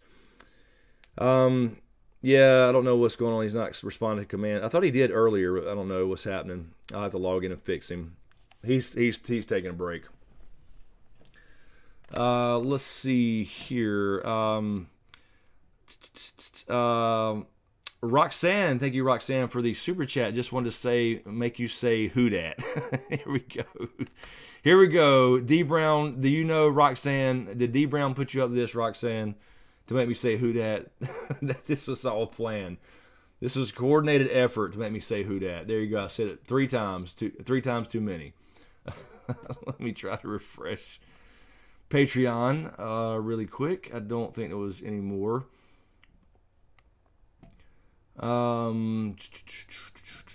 Alrighty, nothing there. I was gonna say really quick. This scene. Let me switch this over really quick for a second. So I'm not going anywhere. I'm still here. It's just a screenshot. This is what I've been doing on Twitch. As we go through the episode, Val and I will share memes and screenshots. This is the thing. It still bugs me. This is the thing that still bugs me. I know that's kind of a Paul's video, so it's probably not very clear. This is the thing that still bugs me about this whole thing. I'm not talking about the writing, even the writing. I'm just talking about, damn it, Danny. This is what's sad. This is what I can't get over, I think. I don't know. Hello, Cecily. How are you? Yeah, I think Nightbot's broken. Let me check that really quick. I can check it while I'm talking. Let's see. Nightbot, because I just logged on and he was fine, and then he's obviously spitting out commands. But let's see. Are we on? Okay, we're on the channel. There we go. Let me make sure that is a command. The custom ones, and it should be charity. I'm pretty sure. Did it get deleted? It is deleted. Why is it deleted? I did not delete this. I don't see it. Well, there's the problem. So let me add that back. I did not delete this. Mazuma? Where's Mazuma at? Mazuma is the Nightbot mod, apparently. There you go. It was not even in there. What's going on? As a matter of fact, there's about 2 pages missing. All right, so there you go. Charity now should work for people that need this St. Jude link. Let's see if it works. Charity, right? All right. Let's see. It might take a minute to work. Let's see. There it goes. It worked that time. So yeah, it was just deleted. I don't know who did that. Anyway. Jason Weeks, Warden of the North. Danny wasn't evil like that. I read the books and watched the show with 5 years of YouTube. Yeah, but we got 2 books left, so the turn will probably start happening more and wins. It'll definitely be fleshed out more, and we'll be able to, like if we, we'd be able to predict it easier, for sure. But I mean, I've always known those clues were there. We've talked about that quite a bit actually. The problem is it was always we always came to the conclusion that it was a red herring. That it was going to be Cersei, and it was both. Cersei was kind of the Mad Queen, but not 2 of them. It didn't make a lot of sense to me. So we always kind of like, as we said in the show, she was always reeled back in. So it was like, they definitely have the clues there in the books, for sure. Remember who you are. Be a dragon. A Targaryen alone in the world is a terrible thing. Literally. Maester Aemon just, that was a whole different context. Draconius, the Morning Sword. I remember that being one of the first articles I read from Watchers on the Wall. Are you referring to Dany the Mad Queen potential? As far as the article, I don't know exactly what you're referring to. I'm assuming that's what you're talking about. Let's see here.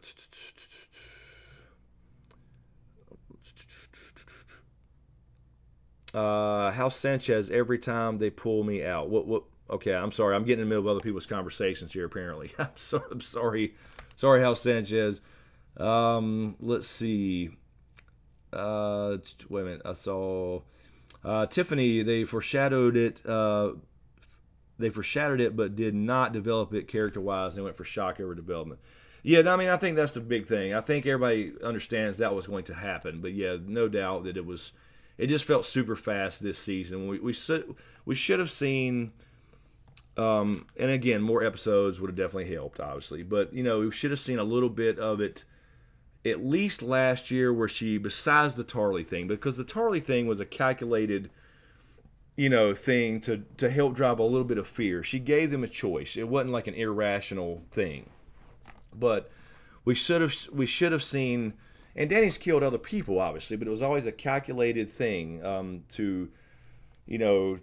I guess we all justified it when it was to end slavery, like in Slaver's Bay, right? And that's now Dragon Bay.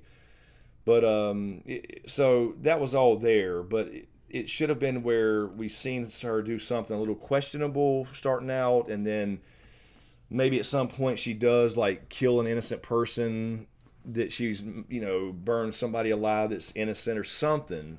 Anyway, so just some things to build up a little bit slower to it. Oh, Zara, be careful! So many tornadoes here. Don't mess with that shit. Yeah, don't mess with that shit. Be safe. Be safe. Let me refresh Patreon really quick. All right, I don't see any new things there. And then let's get back to this so I can see everything. Let's see. Cicely, thank you for the donation to St. Jude through Tiltify. Appreciate it. Thank you, Ogre Do B, for subscribing. Thank you, Jack, for the super chat. Appreciate it. Why do you think they never did a John unburnt moment, either with Viserion episode 3 or Drogon episode 6?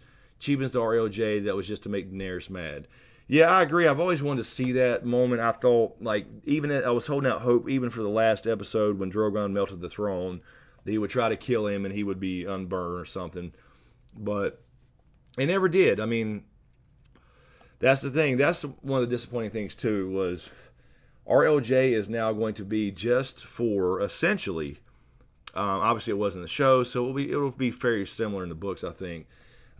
It's just going to be basically to drive them apart. That's what it's going to be. To drive the wedge between Jon and Dany. So that's obviously the main thing. And so that there's a list of things that we need to pay off for sure. Thank you, Jack, for. I think that was the same question, wasn't it? So, Jack. Oh, thank you, Jack. You did 2 super chats.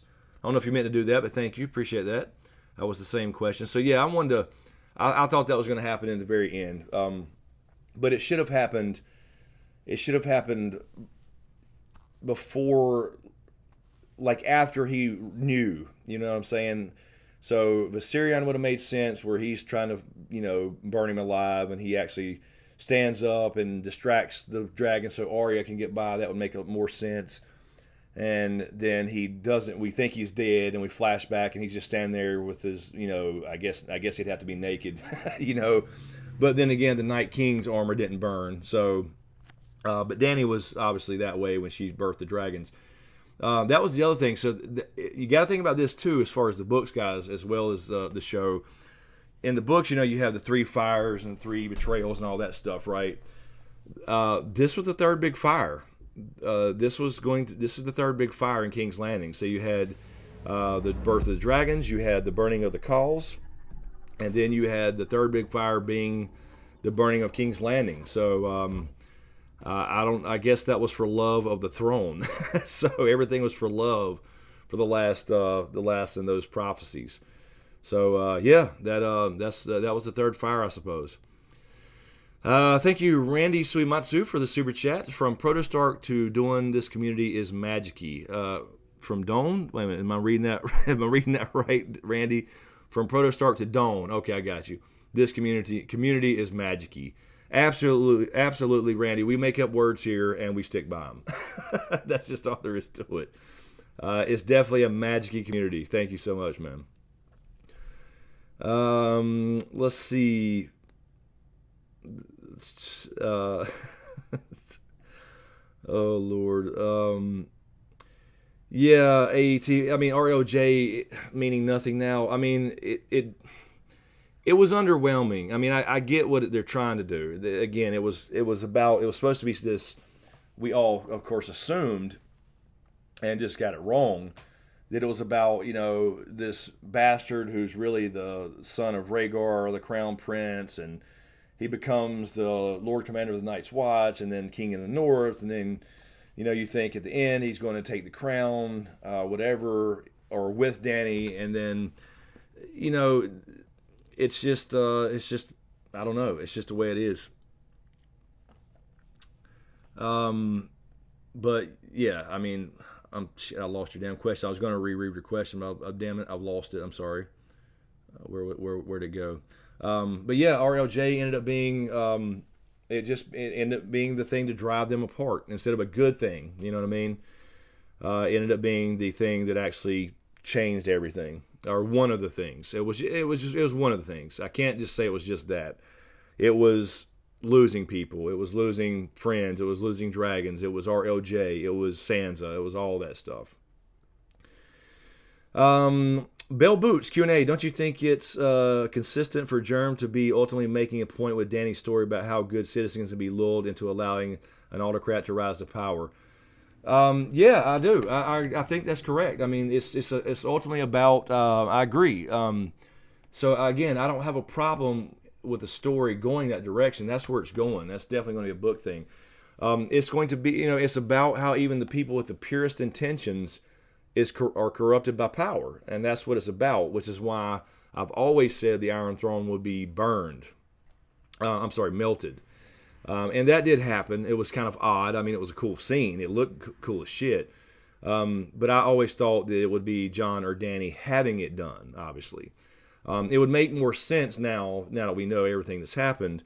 It would make more sense that it was Jon having it done as king after Dany's downfall. So he burns the thing that drove her insane, right? So it's always about power corrupting. So no doubt that it's a theme. Now we know where it's going. It's not a red herring.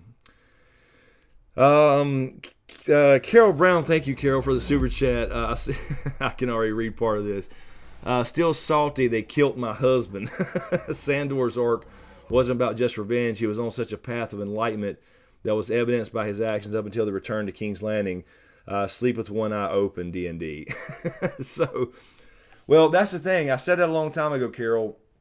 I thought if the Hound finished. He went to ended up with Brother Ray in the show, and if he would have just stayed there, that would have been great.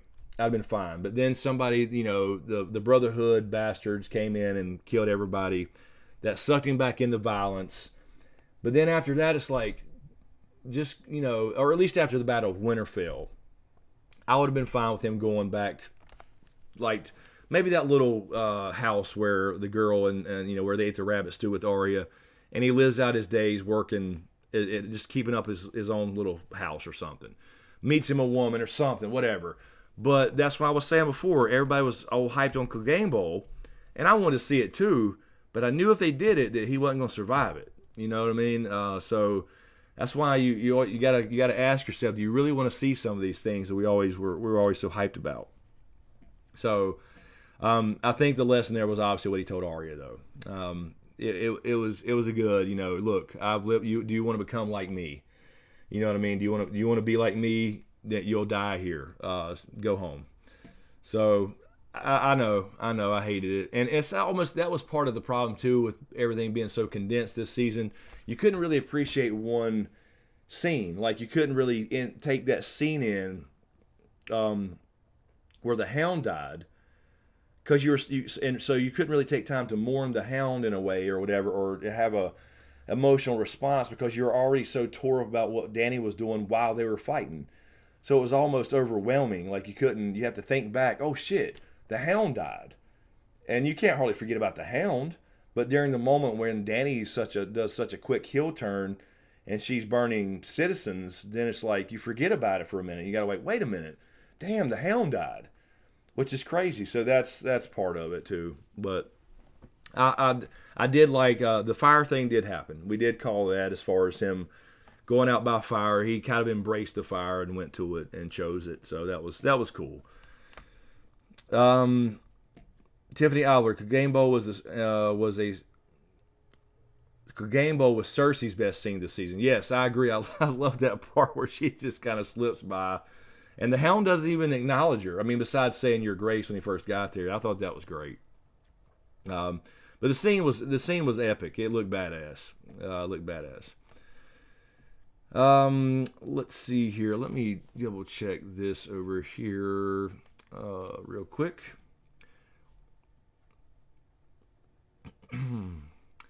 Let's see. Okay, let me check that again. I didn't see it refreshed right. Alrighty. Don't think there were any more Patreon questions.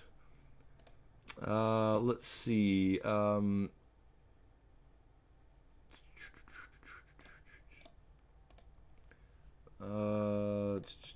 I guess we never got Herb in here, did we? Damn it, Herb! I don't know what's happening, man. You're not banned, so I'm not sure what's happening. A piece here. Let's see. Cicely, I think I said thank you earlier for the Tiltify donation to St. Jude. I believe I did, but if I didn't, thank you, Cicely. I'm sorry. I think I did, though. I'm not sure. I'm losing my damn mind. A mad simple. Obey your queen, Sir Gregor. Yeah. Qyburn, look, I thought it was great that he just Jason Voorhees his ass against a rock. That was awesome.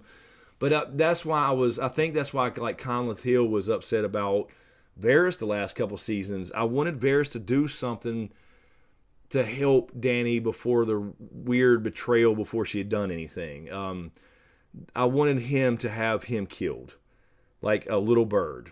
Still in control, of the little birds. That would have been outstanding. And it would have given Varys another big aha moment. You know what I mean? Where he does something, for Dany to help. Because it's very similar in the books where he does something for Aegon. And I know I've mentioned that a couple of times, but in case people are starting to read the books, I won't say it again, but I know I've spoiled it a couple of times in the past streams. But he does something very similar, I thought, they would do, at least in the show, with Qyburn. So while I love the scene where he just like, nope, I still wish it would have been Varys having something to do with it.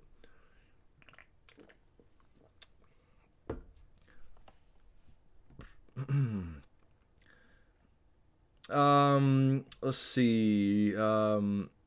Ryan V, I'm so happy with his response. I'm sorry, Ryan, I'm in the middle of your conversation. I'm not sure what you're referring to.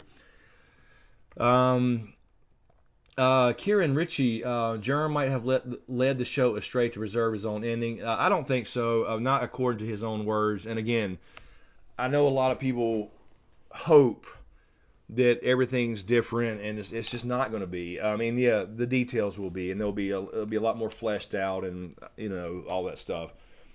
But it's going to be the same thing. He said it himself. As recent as 3 weeks ago, a month ago, in a very recent interview when season 8 was either about to come out or had already been planned a couple weeks.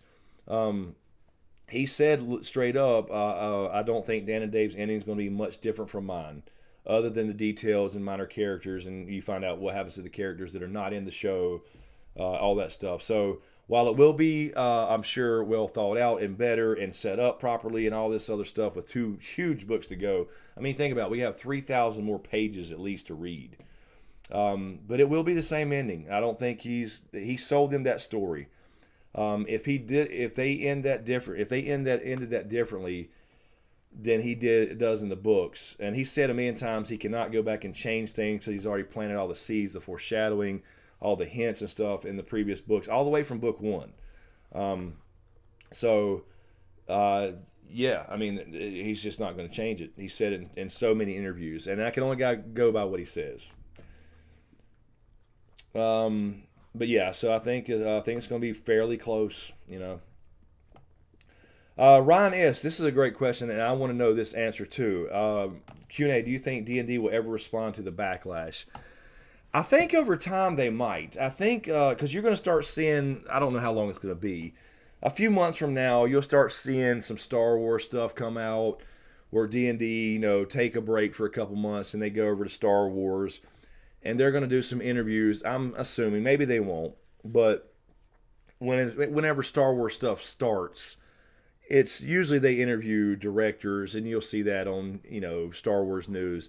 But somebody's going to say at some point, I got to ask you about Game of Thrones. What did you guys think of the fan response and this and that? So I hope so. I mean, I hope they address it to some degree, but I don't know if they will or not. They may just say, we're done with that. We love, we did what we thought was right, whatever. They may not say a word. I have no idea, but I hope so. And again, in this little documentary tonight, it wasn't even about the main people, so which I appreciated. I mean, I would have been cool, but of course, this was filmed the whole entire year, so you couldn't get their actual response. So I hope so. I would hope they at least address it. I mean, I think they owe us that, but I don't know if they will. I can understand to a degree if they don't, honestly, but we'll see. Let's see. Kev, thank you for the super chat. Kev 247, Kev Z. That Cersei tiptoe though, no, it was great. That was Cersei's best scene. I agree. Absolutely. Yeah, this is a family thing. Let me just go by. I'm not going to say a word. Bell Boots, 10 for 10 for the crew's work on Season 8. No doubt about it. It doesn't matter about how it ended, if you liked it, if you hated it, somewhere in between. You cannot deny the work put into this by everybody. Everybody, from the top down. No doubt about it. Let's see. Let me really quick check this. I was going to...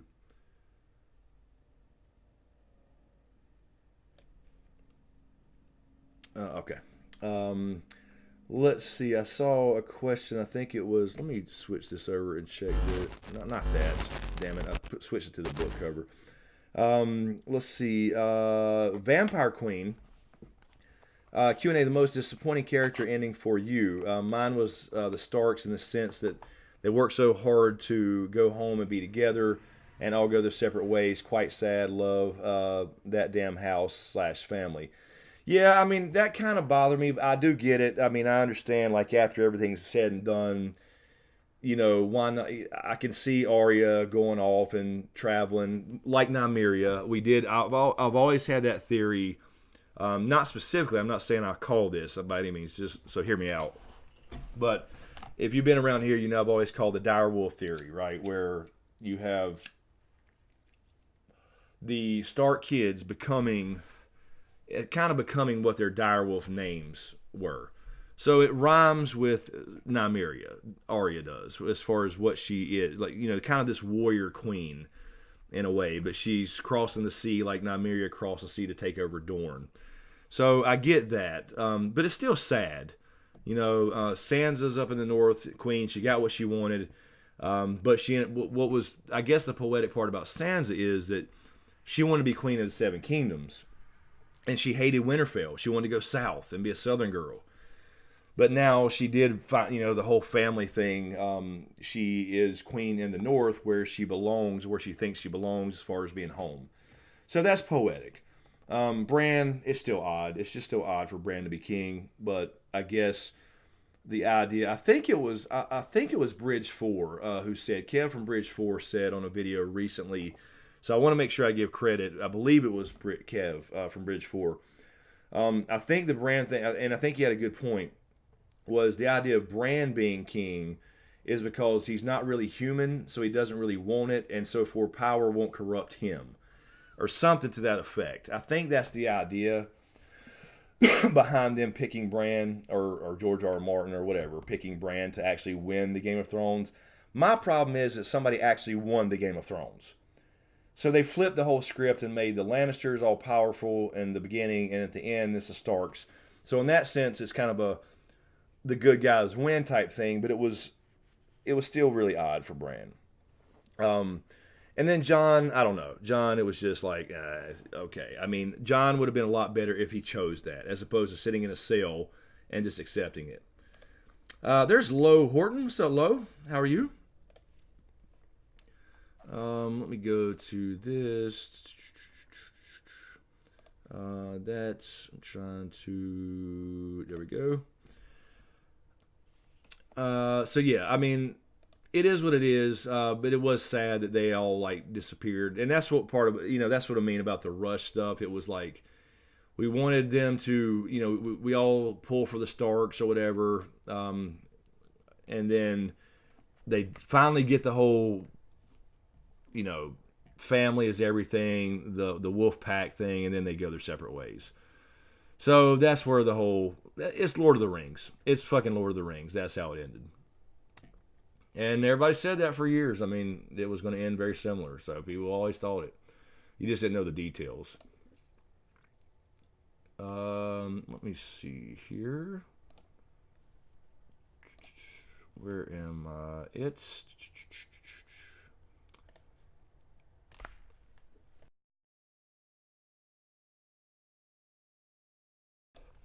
Alrighty, let's see. Yeah, so RX, dude, that's what I was saying. Sansa, you know, so it is poetic for her character to go, you know, to go through all the shit she went through and to grow and all that and end up in Winterfell as opposed to where she thought she wanted to go and be a Southern girl in King's Landing and be queen there. So I like that aspect of it, but I don't like Sansa being queen, or not being queen necessarily, but I don't like that they just kind of glossed over the whole betrayal thing. And then she did have that line, and we talked about it on Twitch Tuesday.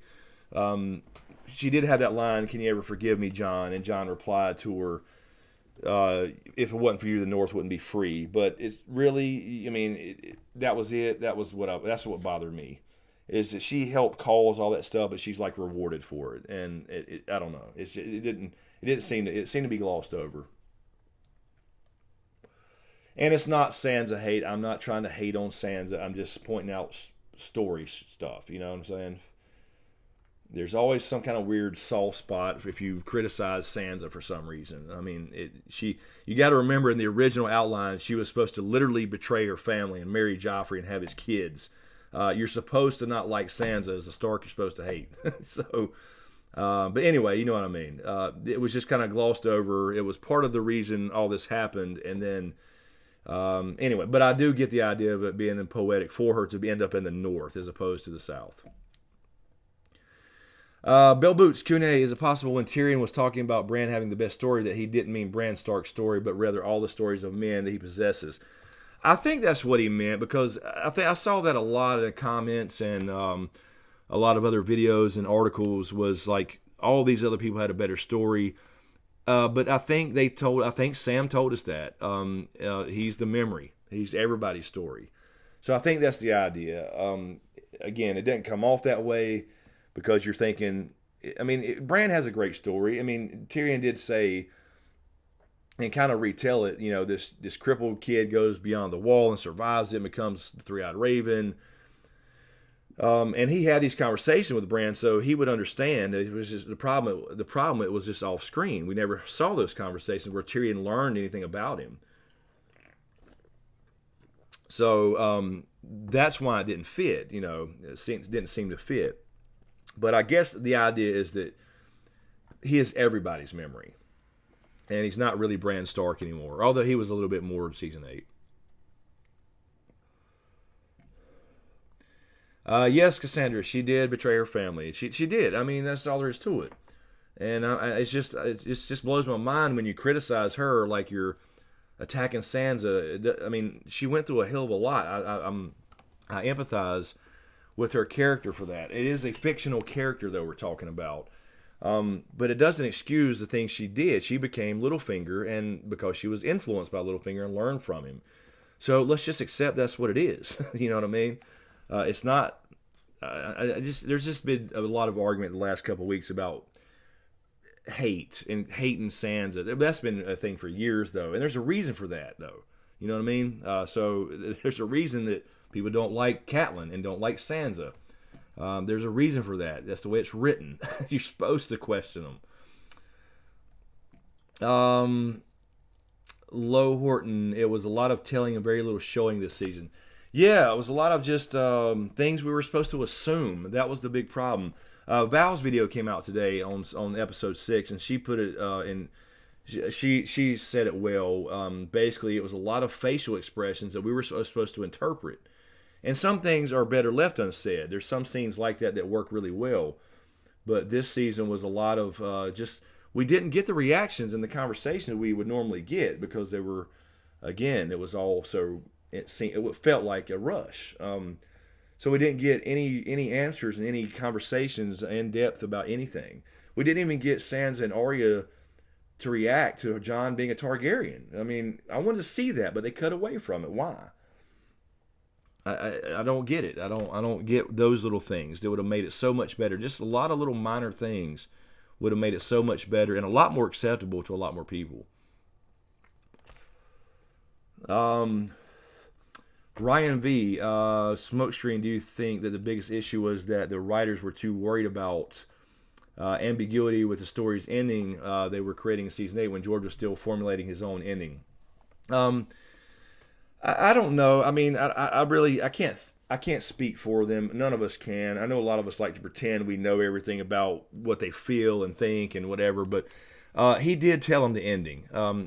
That was in that recent interview as well, but that's why he said that the ending would be very similar because of the conversations they've had. He gave them his general ending. He gave them the main characters where they would live or die. So, I mean, yes, he will certainly formulate it a little bit differently in how they get there, for sure. But they just had to go by his thoughts as opposed to, all right, here's a chapter. So it's just my guess, based off the info we have about the conversations they had. But they've said a billion times that they had all these conversations, took all these notes. They probably got a lot of Winds of Winter as far as like manuscript chapters and all that stuff, and in some kind of general order. Obviously, they did a lot of things out of order. They skipped around in the books a little bit. But yeah, I mean, so part of this goes back to him. It's not because, again, I was saying earlier, the plan was, right, that, and people would just want to kind of, and again, I don't know why, but people want to put everything on them. And I'm not saying they didn't do a lot of wrong, but you got to remember that George R. R. Martin is partly at fault here. Let's just say how it is. Let's be honest about it. Let's not pretend that everything's perfect about him and D&D are just all horrible. He was supposed to have all these books done well ahead of them, and it didn't happen. So, yeah, I mean, regardless, some of that's on him. Let's just be honest. And he's admitted that. He's admitted that and hated missing deadlines and all that stuff. But that's just the way it is. Jorge Ramirez, finally someone has the guts to say it. And I've said this for a while, man. I'm trying to be fair. I've always tried to be fair about it. I love this show. Very early on YouTube. I mean, I've tried to stay positive about it. There's no reason to sit there and bitch and moan about everything. But I was less picky because, you could overlook a lot of things. The little minor things like I didn't really care last season about the travel, right? You can't show everybody traveling all the time, and I get that. So, but it just got worse and worse, and so you have to at some point you have to just say it. But again, I've always said this every live stream. I've mentioned it a lot of videos over the years. George R. R. Martin's story is pretty straightforward. People want to pretend that it's just so big. It's just so big, which is what makes it what's so in depth and all the backstory, the history, all that stuff. It's don't get me wrong, it's the best ever to me. But it's still pretty straightforward. And I guess people thought that there had to be some giant magical ending, like I kind of did as well. And it's not. It's pretty straightforward. So we just got to be real about George R. R. Martin's role in this. He even said it himself that he got caught up, he got more famous, and he was invited to all these cons and kind of took his eyes off the books and, I can get to it. I got a whole nother year, whatever. No, he didn't. He didn't get it done. I mean, and that's fine. It's not his, he don't owe me a book. He don't owe anybody anything. I'm just saying their original deal. That's all I mean. So when they sat down and said, we want to do this show, and he gave him this pop quiz and said who's, John's parents, all that shit. That was part of the deal. 7 seasons, 7 books. Just saying. So, there's just always just been this weird thing in the community in general where George R. R. Martin is perfect. He can do no wrong. The TV people are bad. And I don't get that. I don't buy it. It's just not true. That's just the way it's just not. Let's see. Thank you, AET, for the super chat. Stannis didn't deserve all of this. Well, I mean, I love Stannis. I love Stannis until he killed his daughter. And I think a lot of people feel that way. But Stannis is not going to make it in the books either. So, anyway. Lady Celtic, good night. I'm sorry you're having connection issues. I don't know. Can you refresh maybe?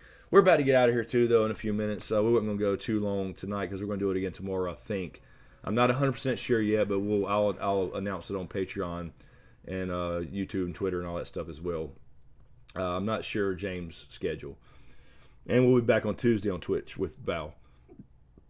Excuse me. Good night, Lady Celtic. Sorry you're having connection issues. I think we're good here on the connection. Don't think we're having any issues. But yeah, I mean, Stannis, it was a tragedy in his own right? Because he started to buy into this crazy thing that he was Azor Ahai, this literal savior. And he tried to do the right thing. He thought it was in the best interest of the realm. But that's what fanatics do. He became a fanatic. So rip Stannis.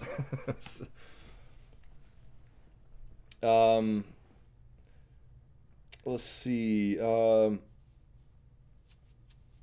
Persephone, too much wandering around and not enough seeing small conversations and or people finishing conversations so we see the reactions. Yeah, that's exactly what I was saying. It's just like, don't cut away.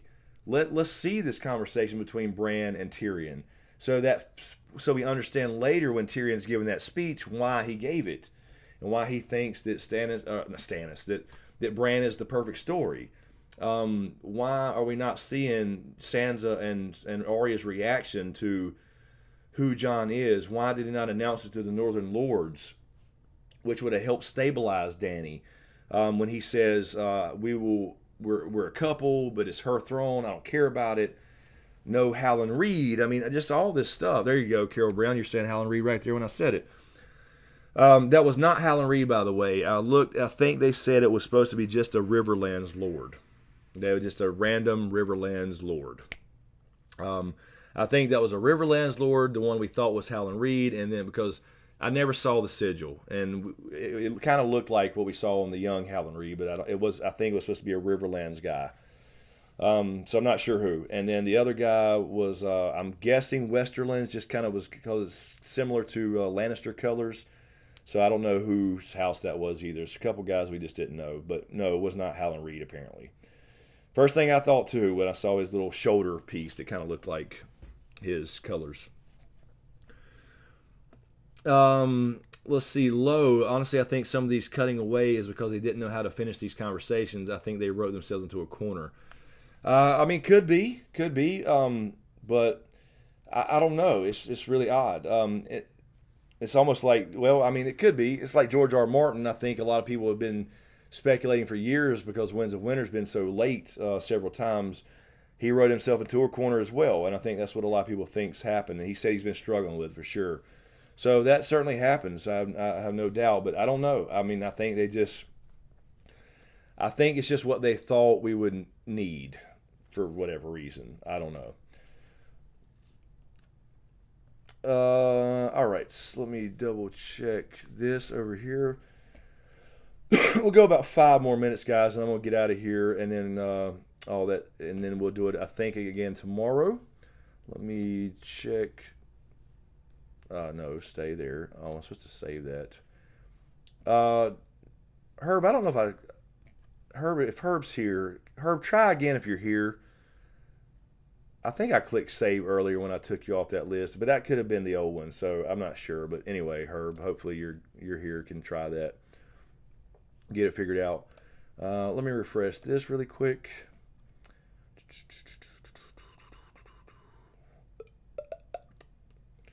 All right, so we're good on Patreon. Let's see. All right. So yeah, let's grab a few more, and then we'll get out of here and let everybody enjoy their day off tomorrow if you're off. I know some people have to work, unfortunately. And on Memorial Day, thank you everybody for your service, and remember what you're all for, please. Let's see. I saw Chicken to Jail. The real question is, will brand me more of a Post or Kellogg's Raisin Bran? Yeah, I don't know, man. Kellogg's, maybe. I don't know. Ryan asks, Q&A, what spinoff do you want to see? I would love anything Ice and Fire. I love all the history. So I don't want to see any sequels. I don't think I want to see sequels. I'm not 100% on that. I may change my tune here in a couple months or a year or something, but I would love to see the Fire and Blood stuff, some Targaryen kings, because there were good Targaryens. That gets a little old too. The whole Mad King, the gods flip a coin with Targaryens. There's only about 5 or 6 Targaryen kings that were ever kind of batshit crazy. Most of them were fine. And had really good, but that would be good. I think that might have been the one that's been canceled. I'm not sure if that was ever a thing, but the one that Brian Cogman was working on. So I wanted to see Fire and Blood, Targaryen kings. I would love to see the Conquest, obviously, but I think we kind of just saw a repeat of that almost, except Aegon wasn't, like, he was very tactical about it. He gave people a choice. So I'd love to see that, but I don't know. I think I know enough about it, but it would still be cool to see visually. No, I said Cassandra. I said that. I said thank you. I said let's remember what the day is actually about. I'm just saying. I always say that, regardless. No, I'm sorry. Yeah, no. Thank you for being a military family. You know what I mean. I was just saying, please remember what it's actually about. It's not. I'm not saying Veterans Day. But But no, I get what you mean. I understand. I'm from a military family too. I get it. But yeah, I forgot what I was saying. Yeah, so yeah, I don't know. I think Blood Moon would be interesting. So I mean, I don't know. It's just we just don't know enough about it. So they have a lot of freedom there because they only have a handful of paragraphs about certain characters and all that kind of stuff. So yeah, I mean, you got the little bit of World of Ice and Fire and the references, and other than that, you just got names of people: Bran the Builder, Land the Clever, Simon Stareyes. I mean, whatever. So they can do a lot of cool stuff, and it'd be kind of cool. So I look forward to it. But I'm down for anything really, anything Ice and Fire. I would really like to see something on a Shy, and I never really cared that much about SO stuff, but I would like to see stuff about YT, the Five Forts, a Shy, all that stuff. This has been mentioned so much and what they really do over there. That'd be kind of cool. Bell Boots. Many authors have apparently written about how difficult it is to end a world they created, almost like losing a loved one. I think that's part of Germ's delay. Do you think so? I think absolutely. I think that's certainly a thing. I can't speak for anybody like a huge a novelist like Germ or Stephen King or anybody Tolkien, but I can say just on the last 6 months of starting my book and starting to world build, and I've already got an end game in mind and everything. I can already see it's going to be a crazy, like a problem, not a problem, but you got to work through because you really want it to be right. And anyway, I can definitely agree. I think that's probably a big thing. Yeah, Lowe's mentioning Chernobyl again. A lot of people were talking about Chernobyl. I did see the preview. I'm definitely interested in Chernobyl for sure. Maybe I'll just do reactions to it or something. Diane Newman, can't wait for your book. Try not to put yourself in a corner like George. I love fantasy medieval stuff. I want to see the prequels. Yeah, I'm really, really excited about it. I think I have a pretty good idea. I've already got a lot of history written out in a lot of my head that I scribbled down notes to get it out of my head. When I get to the new place, I'm going to have a big whiteboard that I can flip. I was going to get one here, but I may. But when I have an idea, so I can just run and scribble it down before I forget it. But yeah, I'm really excited about the book thing, and it may suck. I don't know. I mean, I can only tell by reaction. But we're gonna try. That's what I mean. I'm trying to figure out how to. I've released the prologue on Patreon, and that will be changed, and it has been changed since that's released, because there'll be many versions as I think about things and add new chapters, and I go back and put little hints and change some lines and how they're worded.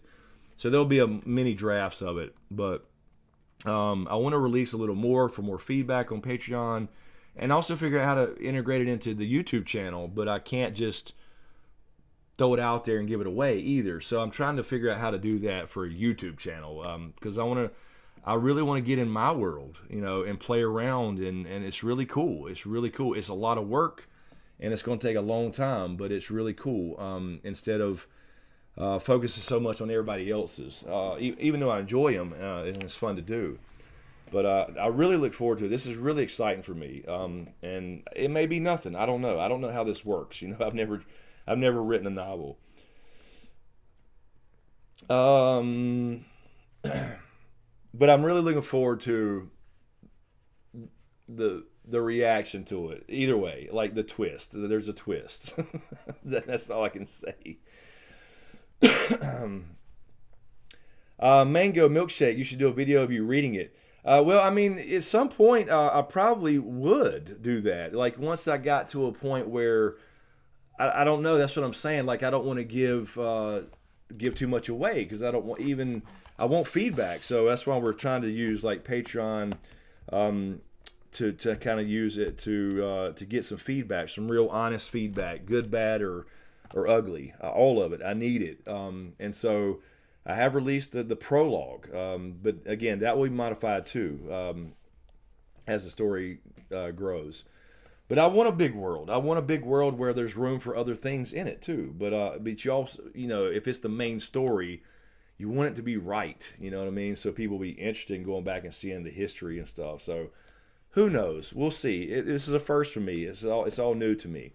I've written a little bit before, but I mean, actually planning on doing this novel and getting it out and somehow publishing it, whether it's through a publisher or self-publishing. I don't know any of that shit. So if anybody knows any of that shit, email me. But yeah, I'm trying to figure out how to integrate that in the YouTube, because how do you talk about that in a video or live stream without giving everything away? Throw out a few lines here and there, sure, and ask for opinions on how to word things, sure. I don't know how to do that. How do you do a book YouTube channel? I don't know, or integrate it. Ryan V, grab a couple more here and we'll get out of here, guys. Ryan V, thank you. SmokeScreen, you're a fantastic presenter. I hope you will publish predictions from the Winds of Winter and A Dream of Spring. Only the outline of the endpoint is somewhat known.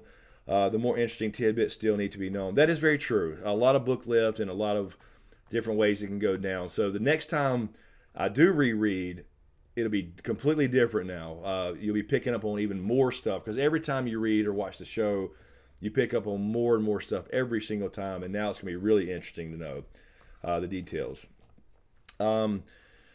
Persephone, Kitty, such a great live feed again. Thanks, Chris. You do a fantastic job along with all of your mods that help you. Yes, they do, and they do this willingly. Thank you, mods. I will definitely keep watching your channel for whatever you have coming up next. Thank you, Persephone. Thank you. Appreciate that. Yeah, because it's really been odd. I think so many people are mad at the show and everything that it's gone backwards since last Sunday. We've gone backwards. And I think a lot of people have, but a lot of people were so big that the people they do gain override the losses. But mine's literally going down. It's ticking down. So we were going in the right direction at least during the season, but now this over, I don't know. RX Dude, self-published, I would say the cheapest way. Yeah, I don't know any of that. I just don't know anything about the industry. I did go through this little process with a publisher for the little chapter I wrote in The Throne's Effect, and that's doing pretty good from my understanding. There's Felicia. Felicia Be Happy. I see the name change there, Felicia Be Happy. So yeah, I mean, that was good to go through that process, but that was a small book where I did one chapter, and a lot of other people did chapters as well, and that was really cool. It's really cool to have a little thing out there published, but again, it was just kind of it's a great little book. I read it all myself. I read all everybody's chapters before we had it published. Even listened to the Audible version for everybody. Really cool. We got to record our own things. But it's about the show, and a lot of it was heavily edited. Let me just say, I'm not saying that in a negative way. There was just like a lot of my chapter is gone, but a lot of people's was heavily edited and stuff. So that's when that was a little different from a novel, is what I'm saying. So, but at least it went through the process. We'll see. Mark Scott, it's okay. We'll get 100K when Blood Moon comes. I don't know. I don't know, Mark. I don't know if we'll ever get there now. That was supposed to happen in season 7. That was supposed to happen in season 8. And now there's a year before Blood Moon at least. And I don't know, man. I don't know. Maybe whatever I figure out, I'm going to do other shows, or I always do occasional movie reviews too. That'll definitely be a thing. But if something like that picks up a little bit, maybe we'll get there eventually. But right now we're going backwards. That's all there is to it. But hopefully we'll see. We'll see. I mean, it is the goal. It is a goal. I've always had the goal since I've decided this will be, a full-time thing. Thank you, Mark. Thank you, man. But I have also heard a lot of people recently saying they've been unsubscribed again. That's always been a damn YouTube glitch or something, where people find themselves unsubscribed. So I don't know if that's a thing going on right now. I think it's just a lot of people are mad and leaving Got channels because they see it and they're like, they see a notification or a video and they're like, I don't care about that shit no more. It's over. And I understand that. Let's see. J. Fred, thank you for the donation through Tiltify to St. Jude. Check out Hello Future Me's episode 5 and 6. Rewrite. Most characters end the same but make some changes to actions and explains why it's better to reflect where characters were in show to make more sense. better headcanon. Love to hear your thoughts on it. Very cool. So hello, future me, episode 5 and 6 rewrite. So yeah, that, Jay Fred, we were talking about that earlier. I may do a couple, maybe a little, like the last Game of Thrones series on some of the things I might have done differently, some of these detailed things. That would be kind of fun to do. Thank you, Drew G, as well, for donating to St. Jude. Appreciate the donation. We are now at, well, what does that say up there? I can't see my, I got to click the wrong thing. $7,520. Very cool, man. Really appreciate you guys donating even more. Really appreciate it. There's Mander Kane. Hello. I didn't see him, Mander Kane. Anyway, hey Tick Swayze, I can't raid on YouTube. I can't raid on YouTube. That's a Twitch thing, man. I do raid on Twitch though. I try to raid on Twitch when I remember. We'll be on Twitch on Tuesday. Jay Chin, I did not check out The Expanse yet. We talked about that earlier. I won't. I think I will. I don't know a lot about it. I've heard a lot of great things. I'll check it out though. A lot of people have talked about that tonight. We were talking about that earlier. Chernobyl, The Expanse. We have Lord of the Rings coming. We have The Witcher. I'm really interested in The Witcher. I'm not claiming to be a Witcher expert by any means. I've only played the games. I've started the books, but I have not got really deep into the books yet. So I don't know. I know the general idea of The Witcher. So it's going to be interesting to see that.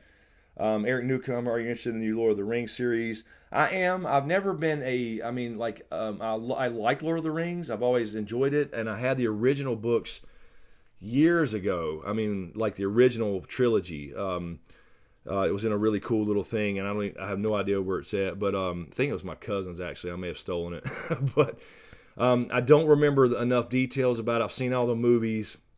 I'm not an expert in Lord of the Rings. I just know the big beats, obviously.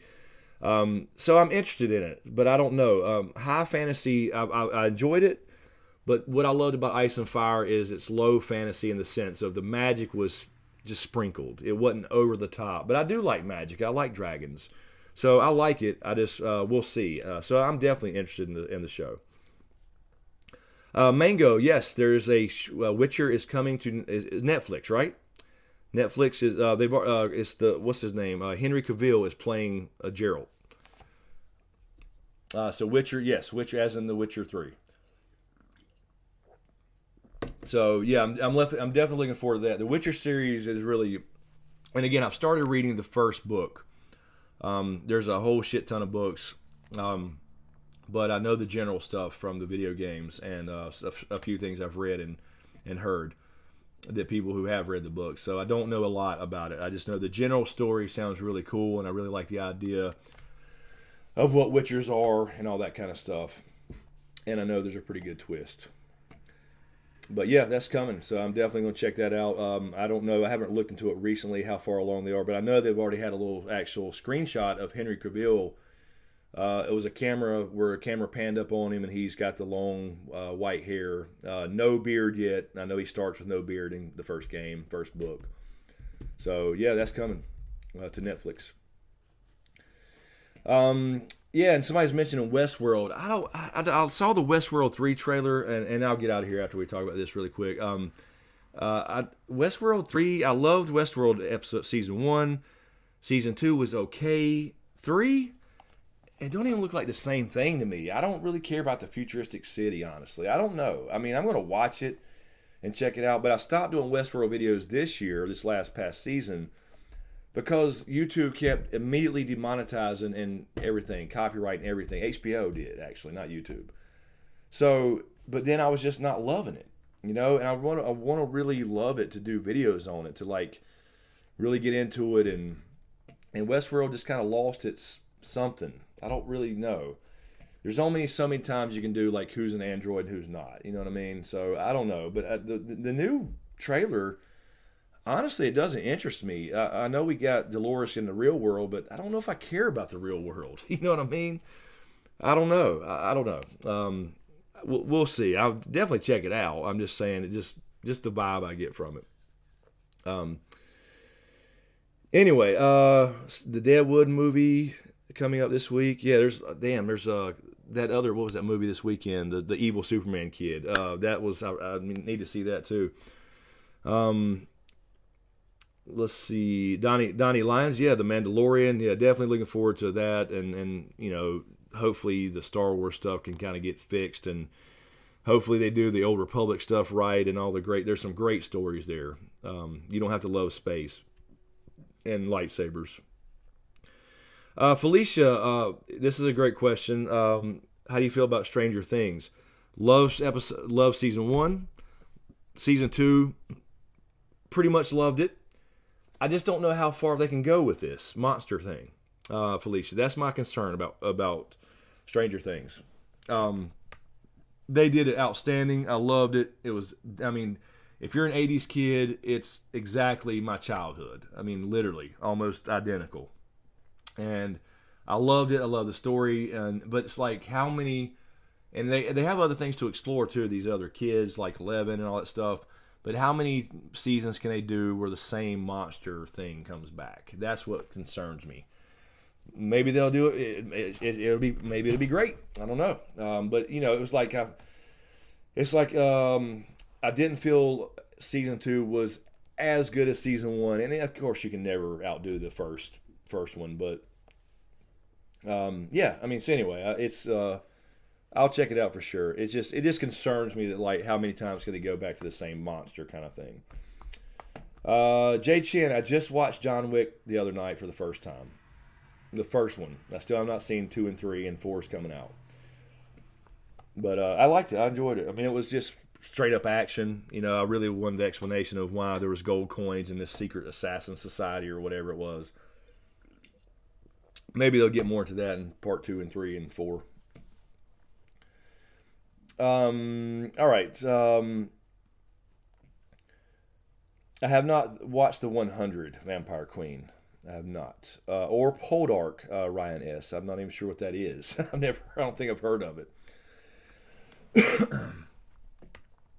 I see you. Original Westworld gave me nightmare. Yeah, the first one was really mind bending. I think that's the problem with season 2. That was my problem, is they tried to do too much mind bending when it wasn't really enough there. So I think that was the problem with one of the problems with Westworld. But Westworld was great, but it just wasn't as exciting as season 1. And this new trailer, I don't know. I mean, it don't feel exciting to me. But I'm gonna check it out for sure. Anyway, thank you guys. I'm gonna get out of here. It's 1:30. We'll do this, I think, again tomorrow. Again, I'm not 100% sure. I don't know James and his schedule as far as work goes, or if there's work at all. But let me double check everything really quick. But thank you guys for your continued support on Patreon. I've seen a lot of people leave that too because Game of Thrones is over. So thank you for you guys for sticking around. Again, I'm going to take probably, I don't know exactly when, a few days and get out of here. I have taken this week and really not done a lot on YouTube, obviously, other than Twitch on Tuesday and the Moonblood video. I'm sorry, Moonblood, the Blood Moon video. That's in the books. But get out of here a few days and come back. I want to really start focusing on the book as well, like I mentioned. Really looking forward to that. So, have any ideas as far as how I can integrate that into a YouTube channel? Not all the time. I'm just saying occasionally. Let me know. You know, I'm really, really excited to get that out there and get it going and really dive in deeper and get more and more poured out on paper, on the page. There's a lot in here, you know what I mean? And it feels like it's all like you got to get it out because I just got all this stuff and all these ideas and I want to get it right. So I'm going to take my time and do it right. And hopefully I'm really excited about potentially in a year or two or whatever it ends up being that people get to read an actual book, you know what I mean? So yes, thank you guys for sticking around all these years with Game of Thrones. And again, we'll come back and do another final Game of Thrones stream and kind of talk about the whole thing with James and get his thoughts on it and kind of wrap up Game of Thrones. We'll do one or a few more of those or whatever, or one more final stream or whatever. If there's any videos, things that need to be said, I'll do those. But other than that, I think we'll just kind of do a wrap up stream with James and just kind of wrap it up and say goodbye and let it go. You know, we got to let it go. Damn it. But anyway.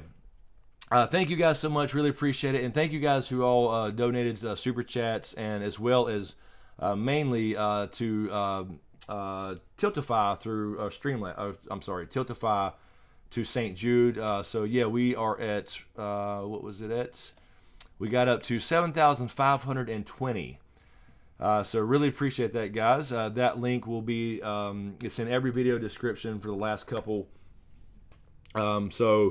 I will share that again on Twitter just through the end of the month, I guess. We'll just go through the 31st, since St. Jude Play Live has this little kind of they're trying to get to 2 million total. So please share that if you don't mind. I really appreciate it. And thank you guys so much. Appreciate you hanging out. Enjoy your weekends. Have a happy Memorial Day weekend with friends and family. And please remember what that means. It is Memorial Day. Thank you, AET, King of the North, King in the North, in the North Carolina, maybe. but anyway, guys, we'll see you probably tomorrow, but I'm not 100% sure. But definitely on Tuesday on Twitch with Val, and we'll kind of wrap up the Twitch, the Game of Thrones streams there.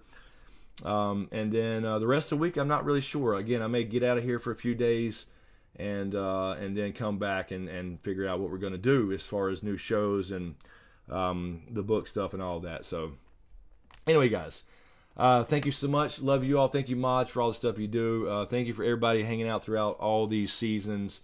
It's been crazy. It's been one hell of a ride, regardless of how it ended or any of that stuff. It's just been really cool to create this whole thing and then join this community and help grow it and all that good stuff. So all that cheesy stuff, thank you for all that. Anyway, thank you all. Love you all. Thanks for watching, and we'll see you next time.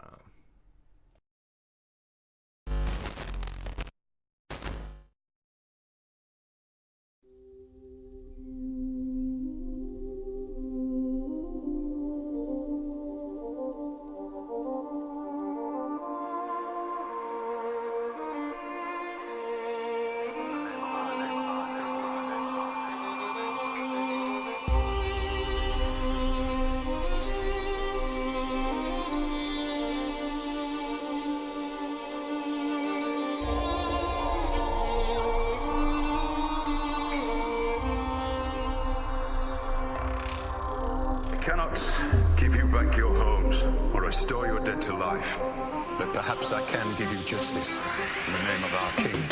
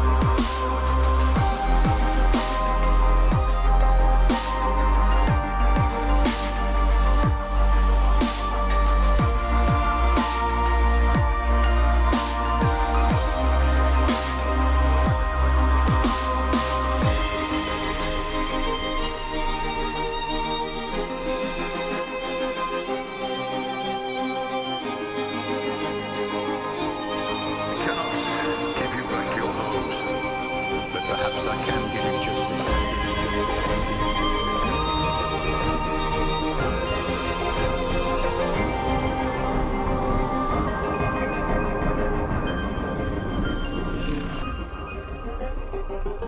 In the name of our King.